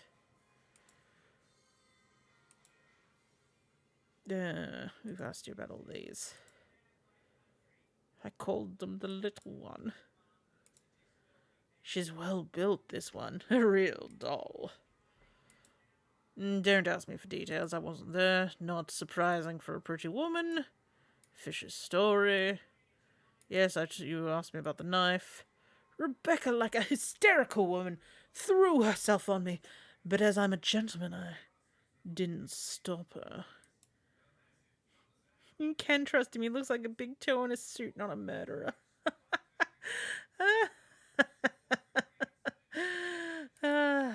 It's none of my business, but if I saw my wife on the arm of the guy running around with a weapon of some kind, wouldn't you think there was something going on, Inspector? They get along like cat and dog. The woman has a strong character. Her daughter is not like her at all. I say her daughter, but it's true that she's not Daphne's mother. Rose. I don't know. Poor girl, it's terrible. Know nothing about it? She looks like a good girl. I stay out of it. Don't count on me to help you. What? I ask you about someone's marriage. Don't count on me to help you. I never knew her. I think her name was Mercedes. Yes, very beautiful, it seems. I don't know anything about it. Young people are like that today, just what you expect. Go on, Inspector. At her age, there are more important things. This little one is cute. A bit strange, but nice. Maybe she'd like to marry an uncle. Well, second cousin? Nothing in the rules against a second cousin. I mean, look at Rudy Giuliani. Me. I don't have to worry for the rest of my life. Yes, French Foreign Legion, yes. She threw herself upon my dick. Know nothing about it. Nicholas's first wife, don't know any more. It was an accident?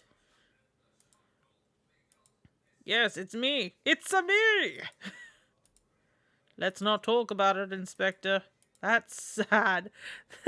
What do you know about Agnes's death? That's sad. Nicholas invited to her place. He liked her, I think. Poor thing, she never recovered. Don't know.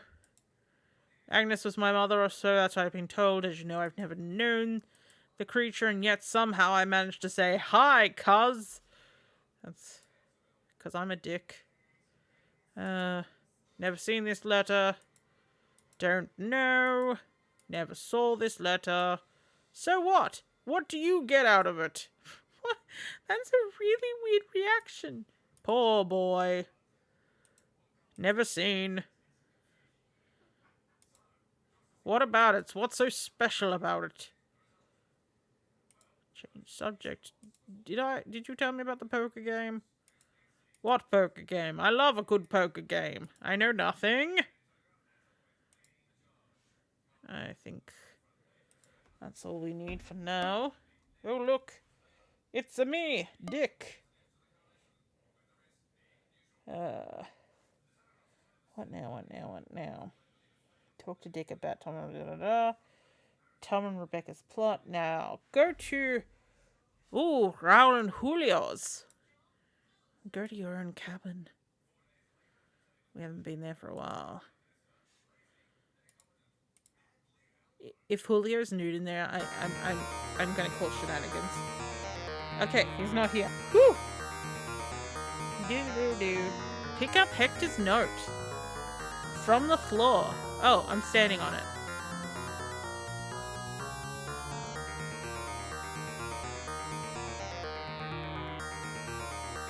Sir, come quickly as I have something important to tell you. I wait for you in my cabin. Nude. Okay. Go to the butler's cabin. I mean, I won't be surprised if he's shirtless again. Showing off those tatas. Oh, jeez! I mean, he is somewhat shirtless, but... Inspector, quick. The corpse. Nicholas. This wasn't Nicholas. Actually, the corpse, the murderer is... He is ready and waiting for us. Look at his...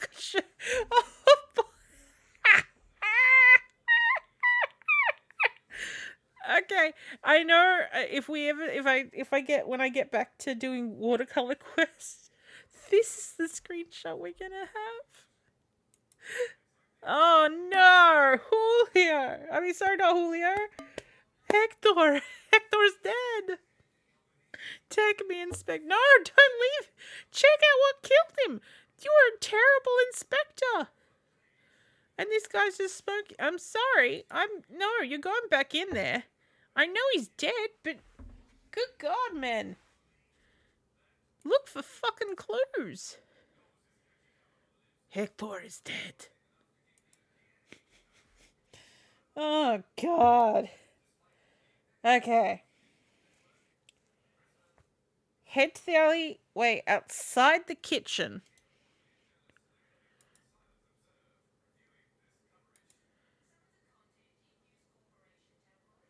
Okay, where's the kitchen? You the kitchen, laundry room, kitchen. Alleyway. There we go. Okay, so what are we doing in here? Enter the kitchen. Operate.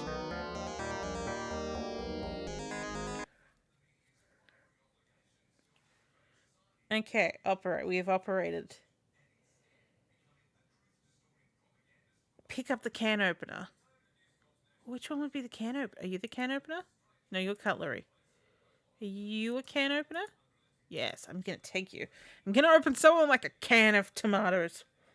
Open the hatch in the floor and go down. Bow chicka wow wow.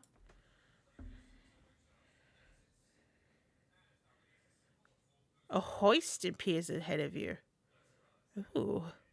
It looks a bit like a guillotine. Ah. Okay. So, take the crowbar. Gonna can open. Now I'm ready for this autopsy. Oh, too soon. Too soon for those beautiful pecs. Okay, here's the crowbar. Take the crowbar. We can now solve everything because we have a crowbar. Crowbar. Use on small crate in the middle of the room.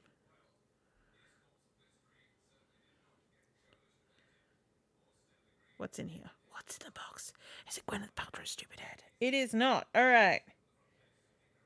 Take a tin from the crate. It's so cute. I'm also really digging these. The pink. Jesus. Why is there a grenade inside a can of crabs? Use crowbar and hull. Okay. Find a grenade. Now use your crowbar. Okay. Like, why? Like, crap, Jesus. Crowbar on. Oh, loose flip. Oh, I've got to do that again. Crowbar. Use floorboard. Give crap to dick.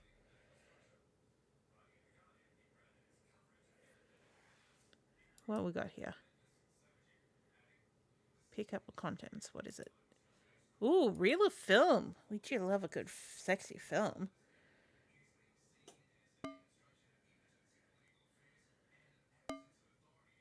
Okay. Do I need to take the grenade that we found with us, or is it just nothing suspicious? Sir. Okay, head to the engine room. Where's the engine room? Map. Use. Where are we at the moment?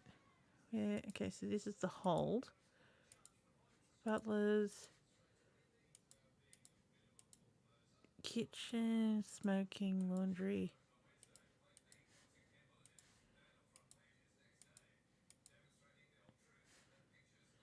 I think maybe it's still somewhere in here. Because I can see that there's a door up here. Where are you going? Is there a...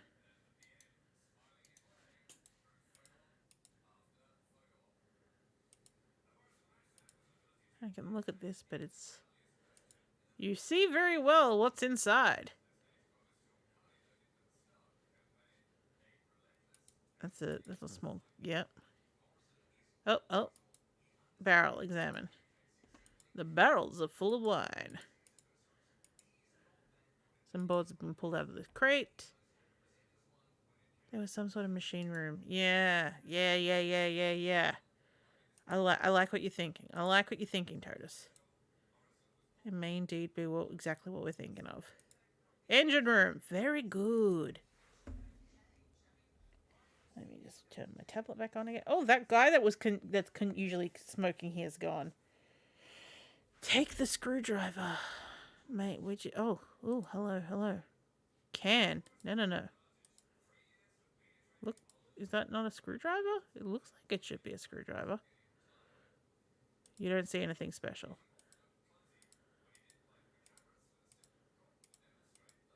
Hey, I was right. Bye, Summer. I think the screwdriver will help me. And now it is 5 p.m. We only have 2 hours left of this game. And when I say 2 hours, I mean in-game hours. I don't mean... Yes. Okay. Let us go up to the smoking lounge. It's been a while. Okay, now we're gonna pull this film projector, then examine it. Or at least I would if... No.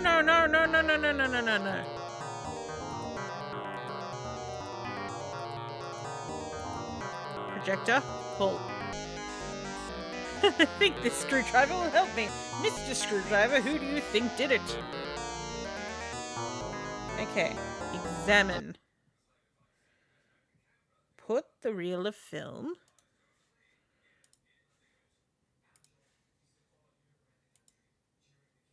in.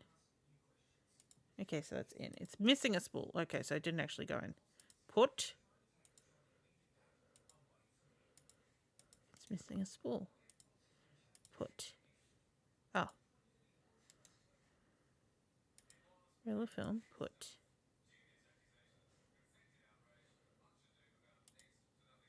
Good, you put the reel on the machine. Excellent. Then use your screwdriver. That's the button.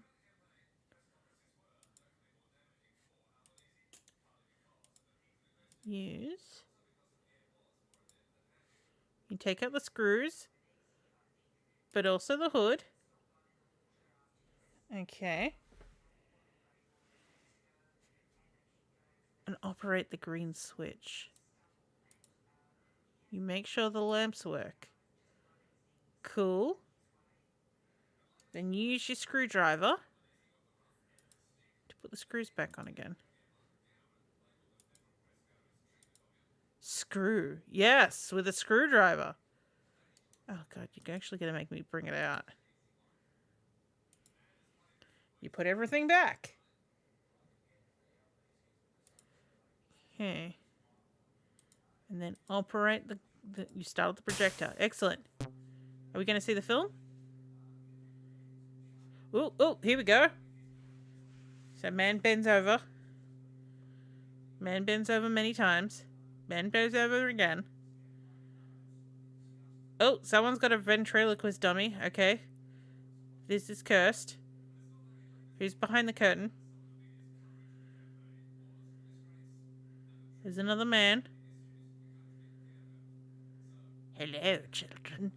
I want you to look at my dummy as it goes down. Oh.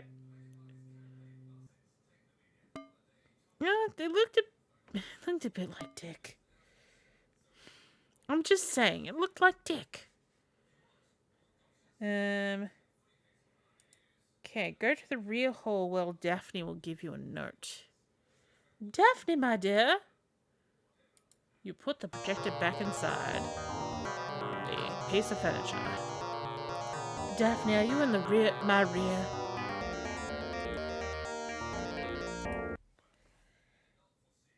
Daphne will give you the note. Inspector, I have a note from Suzanne for you. Oh, you look very conspiratorial. Thank you, Daphne. I'm sure it's going to be useful. Inspector, come quick. I know who the killer is, signed Suzanne. I'm going to be dead, aren't I? We just know, because otherwise, if I really did know a copy who the murderer is, then you think they would leave me alone to write a note? I don't think so.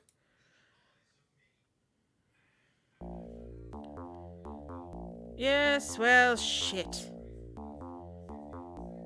Good God, someone killed poor Suzanne. And she's wearing more clothes. Oh, that's a mattress. Very firm. Oh my God, this is a very ripped up mattress. Now I want to examine the body. The body. Thank you. I'm a terrible investigator. The initials NK are carved in the ground. Ah. Ah. Ah. Oh. Oh. Oh. Okay. So, what if you're going to be the last person on the boat by this? You know, I always thought a lure bow game on a boat would be amazing. Like, lovely. But what if, because like we knew that Nicholas had a mustache, but the difference between, because Nicholas was quite big and Dick Smocks is quite big as well. So maybe he just shaved his mustache. He did, you know, Poirot in the last case of Poirot and said, I was wearing a false mustache the entire time. And the person who's dead is actually Dick Smock. And the killer is Nicholas.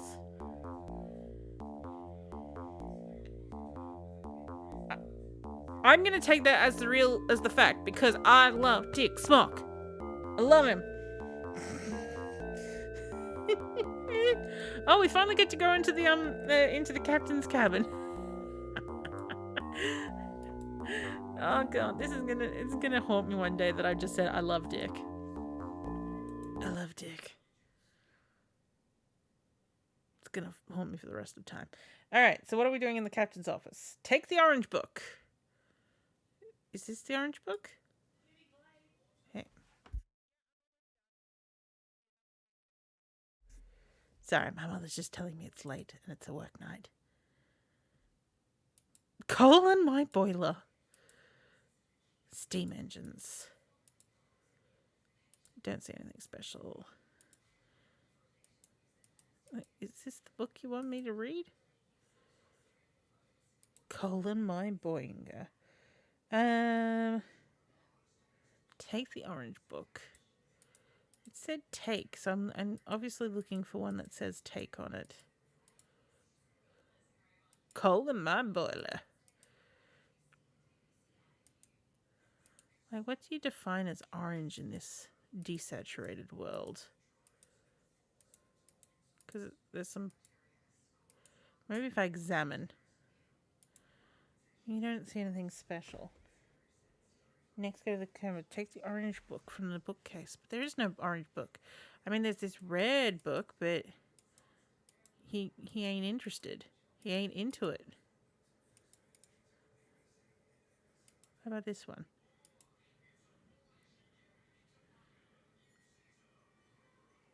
Ooh, technical studies on the construction of parallelism between the rails. Exciting. Where is this fucking book? Oh God, that's the I love Dick quote, isn't it? Yep.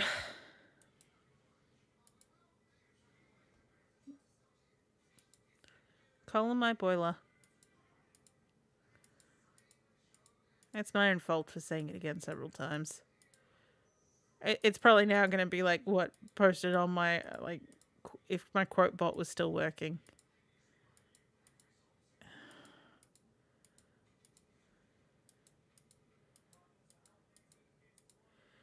Because it specifically says take the book.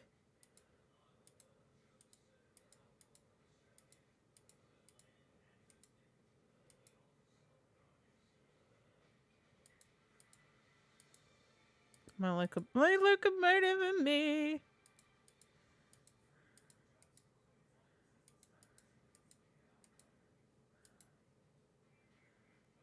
Steam engines. Steam engines. Steam engines. Let me just look another walkthrough up real quick. Cruise for a corpse. Let me try this one instead. Come on, come on, come on. This is a lot more old school one.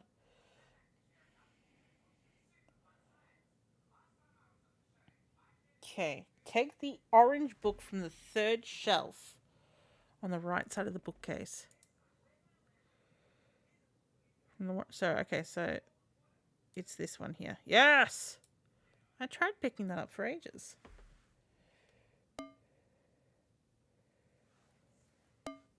Do I get to have a look at it at least? Oh, examine the book and open it. Yes.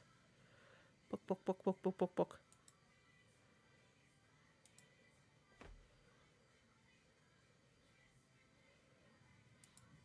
Open. Sesame. Examine. Incel. Incal. Go to the top toilet. Oh, we haven't been to any of the toilet rooms in this game so far. It's very important to visit the John at least once in your life. Take the soap from the wash basin. Exciting stuff. Now go to Nicholas's office. Okay. And examine the books. Okay. Oh, I'm guessing it's going to open a secret door between these rooms. And then we're going to find out that Dick is dead. Examine. Oh, I remember seeing it. Like, because one time I tried to play this and I came across these books and I was like, I got no idea what I'm trying to spell, though. Ah.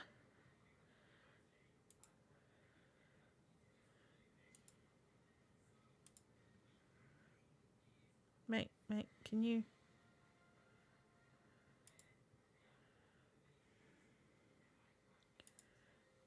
Can I pick this up? Yes.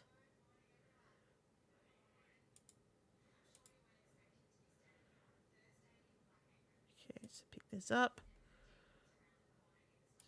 Okay, so I need to... I see. So this is going to go here. This one is going to go here. This one is going to go here. This one. It'd be nice if we had music at this point, but you know, beggars can't be choosers.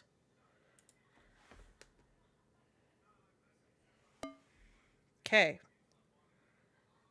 Throw the soap through the hidden entrance.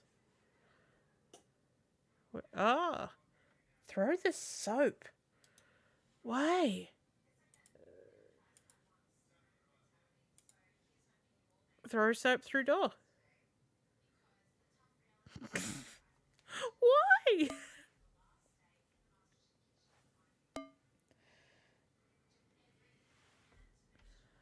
Alright, so I guess we just go through there. Search the manifesto on the floor to find the contract. Oh, hang on. Mafioso. Search the manifesto. Wait, but in this room?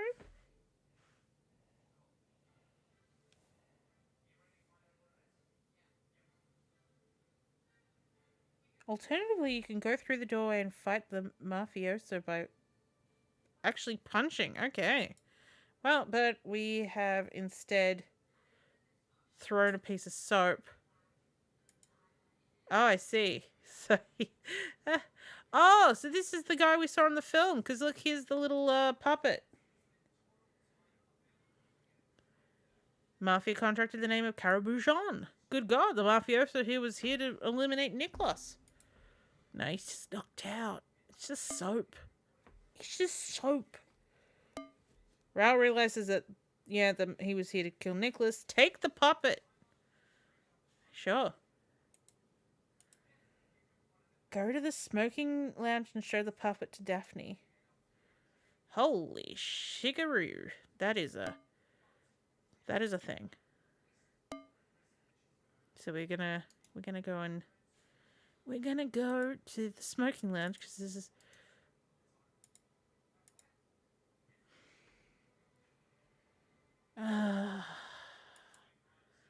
I've seen Dick Smock as the killer, but I'm still maintaining that Dick was what's it called? Dick was actually Nicholas. Hi. How may I be of service? I'm just gonna have a quick peek before, because I'm guessing that telling you these things is gonna change things up. Oh yeah, because confessional note. Sorry, Inspector, doesn't mean anything to me. Doesn't mean anything to me. I never saw it. I beg you not to speak about it, although we're about to, no doubt, because shit's about to go down. Yes, strike the dick, strike it hard. You... Yeah, with my suspicions. Go on, who said that? You did, I'm guessing, because it's your suspicions, girl. Rebecca... What do you think about this? That doesn't concern me, that he had a knife. Rose... I can't see why Rose would want to get back at my father. Don't know this man. Don't know about any of this shit. Anyway, do the important thing. Give me the fucking puppet.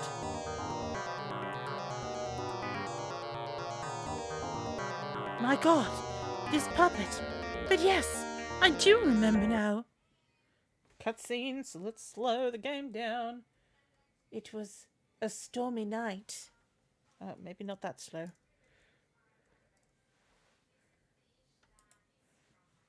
What happened on the stormy night? Stop, Dimitri! Don't be a fool! Dimitri?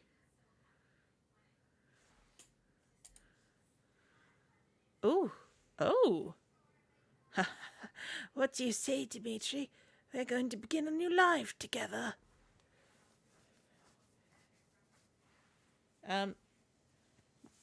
Puppet appears to have murdered somebody. So I'm guessing the puppet's Dimitri.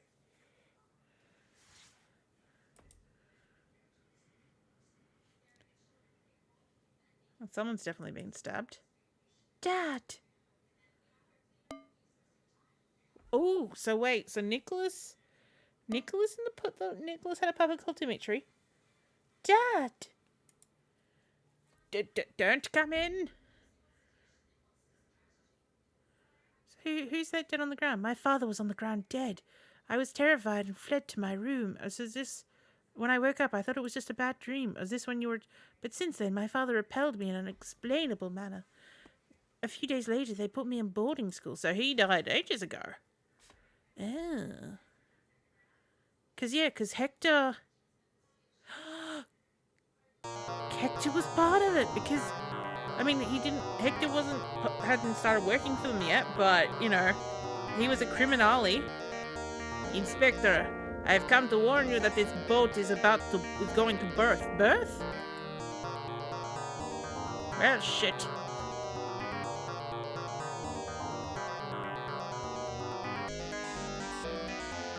But, like, wouldn't Agnes have known that wasn't her nephew? Because everyone else has kind of come later. No one leaves this boat, Captain. We'll call everyone together. I can tell you now who's the murderer. And I'm afraid it's Dick Smock, but I'm pretty sure Dick Smock is Nicholas. Fetch the midwife! Yes. Hey, everybody. Oh, sorry, this is my accent. Now I'm in a position to reveal the name of the killer, unfortunately. But before I do that, let me recap situation. I lost the word "the." Last night, as I just arrived on board when Hector came to warn me of Nicholas's death, which, by the way, they knew shit was going down because after all, they invited me. First, I followed Hector to office, but just as I was going to examine the corpse, someone hit me from behind like a coward. When I woke up, I was unconscious the whole night. The next morning, I woke up, there wasn't any trace of Nicholas's body because Nicholas wasn't dead.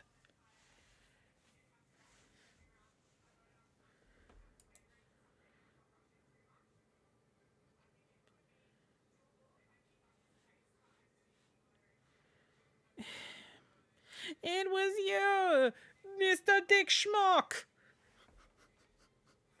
Oh, Dick, no. Dick, why?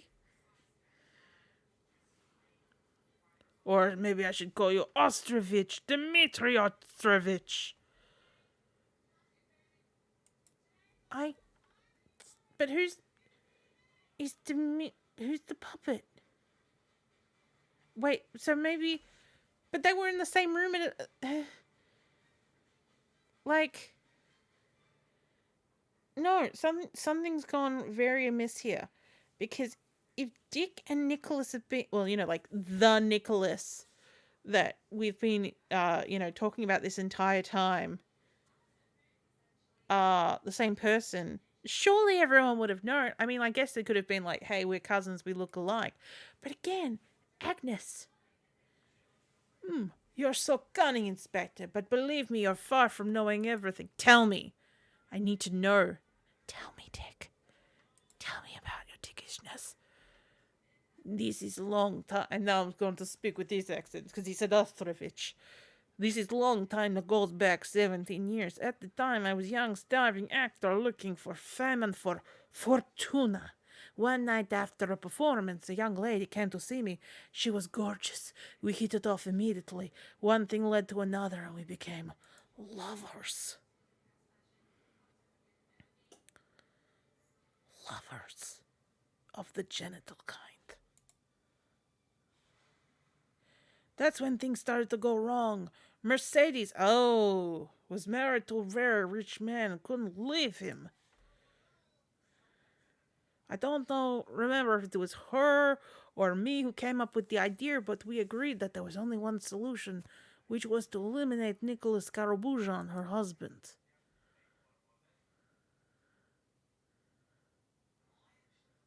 Okay. Come on. Can I have the factoids? What am I doing now? Okay. Our love required such action, and not much later we finalized our plan. That night I entered the Karabujan life and did the terrible deed. So you have been Nicholas and what's his name all this time. But then what about Mr. Melville? Mr. Melvin would have known, but I guess he would have said, hey, I'll cover for you if you get rid of this young man that Rose wants to marry.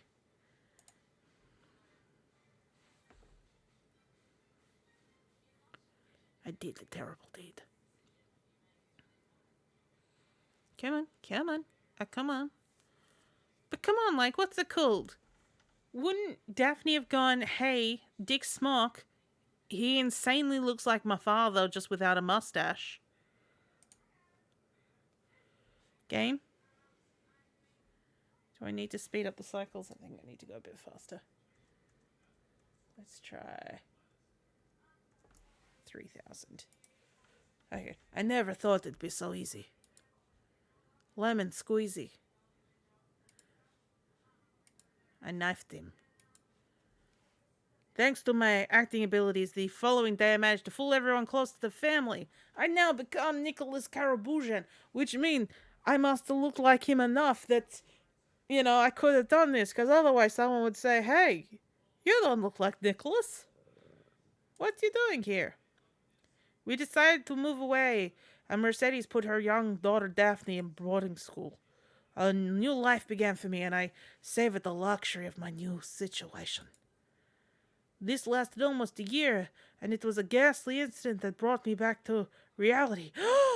Mercedes had a lover. No.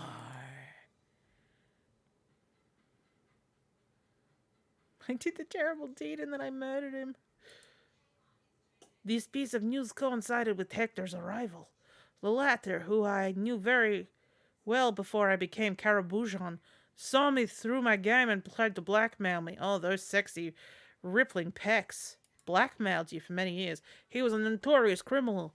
I mean, he put a woman in the hospital, you know? And I wasn't surprised when I offered him a large sum of money to get rid of my unfaithful wife. So he killed Mercedes. But who's Mercedes sleeping with? Once Hector had accomplished his job, all I had to do was play the role of the distressed widower. Which wasn't hard, I was pretty. His abs wouldn't take no for an answer. Those abs. Carabujon had a colossal fortune, and the passing years were devoted to spending it. I finished by draining every last penny. With my back against the wall, I started to borrow and borrow more, and that's when I remembered old Agnes, as rich as Donald Trump. Oh, Jesus. After a brief encounter, I swiftly realized that I was her only heir, so the only thing left to do was to help the old lady along to the grave. Again, this proved to be easy. I moved Agnes into my house. I changed my accent again and treated her with special medication. The old lady swiftly succumbed. Who knows what year this is? I think it had a year in the beginning of it. I think we're somewhere in the 20s. Maybe the 30s. Because I think Mercedes died in 1916? 1912? Something like that. But then the old bag had a son whose existence she never mentioned, and it was him who pulled the rug out from underneath my feet. You see, Inspector, this wasn't going to stop me. To put my plan forward, I need a scapegoat. You! I needed Dick Smock. Wait, so then we haven't met Dick Smock. Yes. Dick my Smock. Me. I knew it! You, but by using someone who was part of the police, I'd have the perfect witness to my real death. So you've killed the real Dick Smock, and helped by your accomplice Hector disguised yourself to make everyone believe you were him. Then Hector came to get me in my room, and I found the body which I thought was Carabujon. Yeah, I knocked you out before you could realize it wasn't, and would have said, hey, that looks like Dick Smock. Dick Smock is dead. Oh, Dick, you were loved. We never got to know the real you. All that was left to do was to put the body in the secret hiding place helped by my faithful Hector and wait the night for the right movement to throw Smock's corpse overboard. And the day after, Hector made like he was knocked out, and you calmly took Dick's place. Yeah, and everything would have run smoothly if that imbecile Suzanne hadn't interfered. She ended up guessing who I was, so I had to get rid of her. Yeah, why is he telling us all this? But why Hector? Hey, you really don't think I was going to share an inheritance with Hector? Anyway, it's becoming too greedy. An occasion presented itself to get rid of him, and I took it. And you ridded yourself with him at the same time you made accusations against the others. Ah, small decoy. That's why I left a few clothes for you to find. Little key in my room, the receipt. Ah, yeah. At the beginning, I was aiming at Rebecca. If you knew the things you can learn when you're someone else. Never had a chance to touch Dick. You're right, Sam. You're very right. We never did. And then this amused me, and as a game, I started leading you down other trails. All those women asking you into their rooms. Crazy. Well, you seem to be able to mediate the law on the gross errors you've made. However, this can't fail. I've prepared everything. Yes, but no crime is foolproof.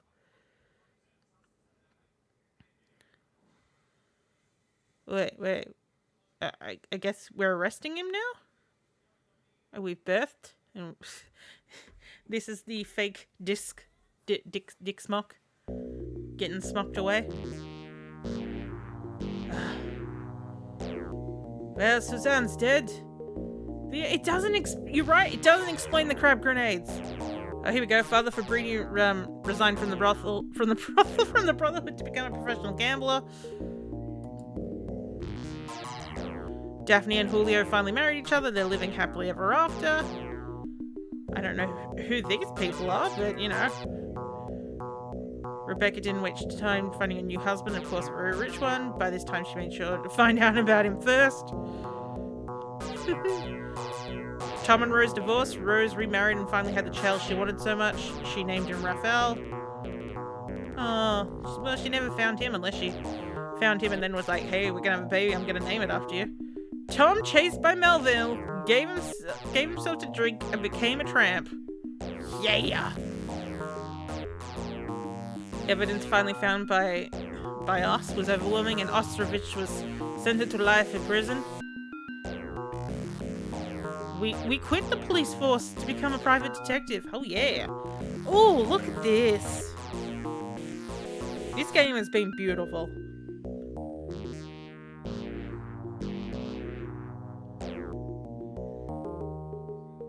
Ooh. Oh. Well, those are some eyes. Now we're home, kids. Shame they never gave himself a drink. I want that on my tombstone. Well, looks like we're about to give ourselves to drink. You know, these animations now are looking a lot flashbacky, which, you know, is the game that they made after this. The end. We did it. I was about to say we did this all in, you know, like one sitting, but we used a walkthrough. But, you know, we wanted to see what the story was. He resigned from the police force to become Dex Murphy. 100%.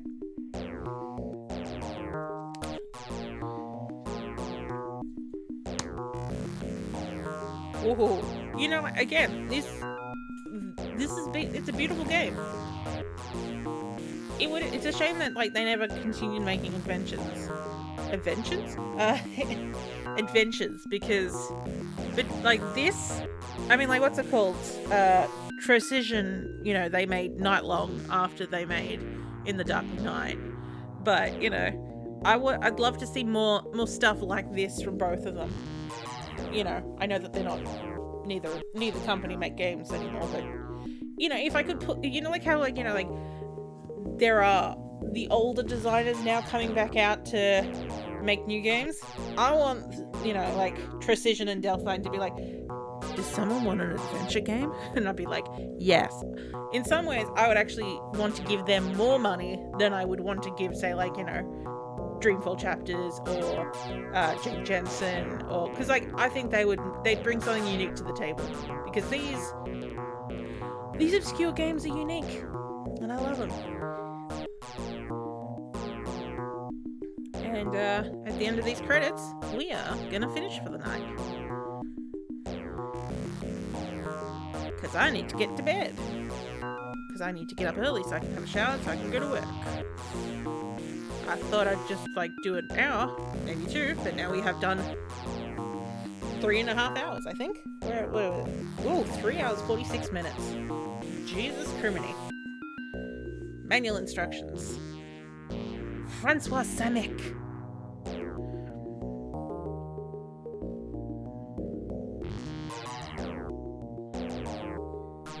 Aw, thank you, Pixie. I hope you enjoyed the Precision Carol Reed collab.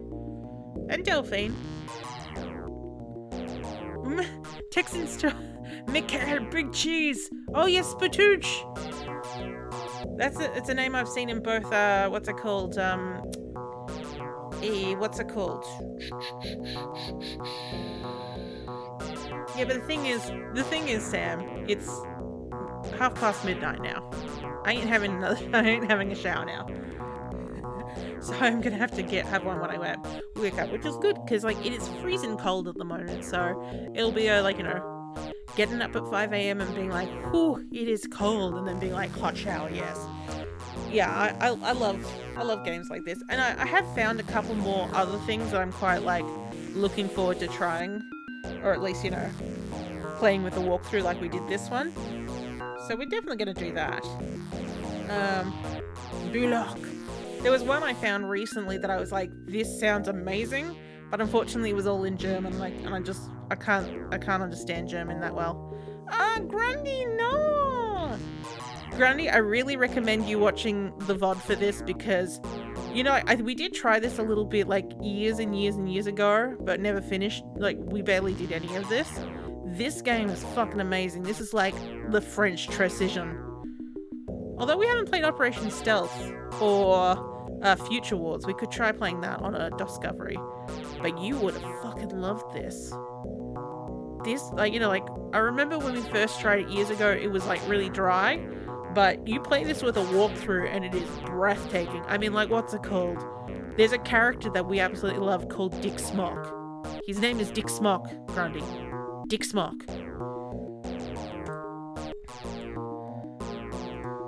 Anyway, we're going to finish up now.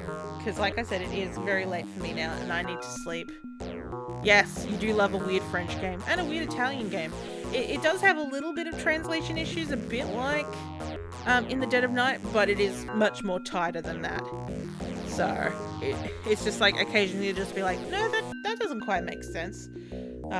Or like, you know, asking someone what they thought of someone and they went, I don't care for it. And it's like, but I was asking you about a person. I don't care for it. Anyway, gonna head off. Have a lovely night, everyone, or a lovely day. And if you're just showing up now, definitely go and check out this vlog because this game was amazing. Okay, see you guys later then. Bye.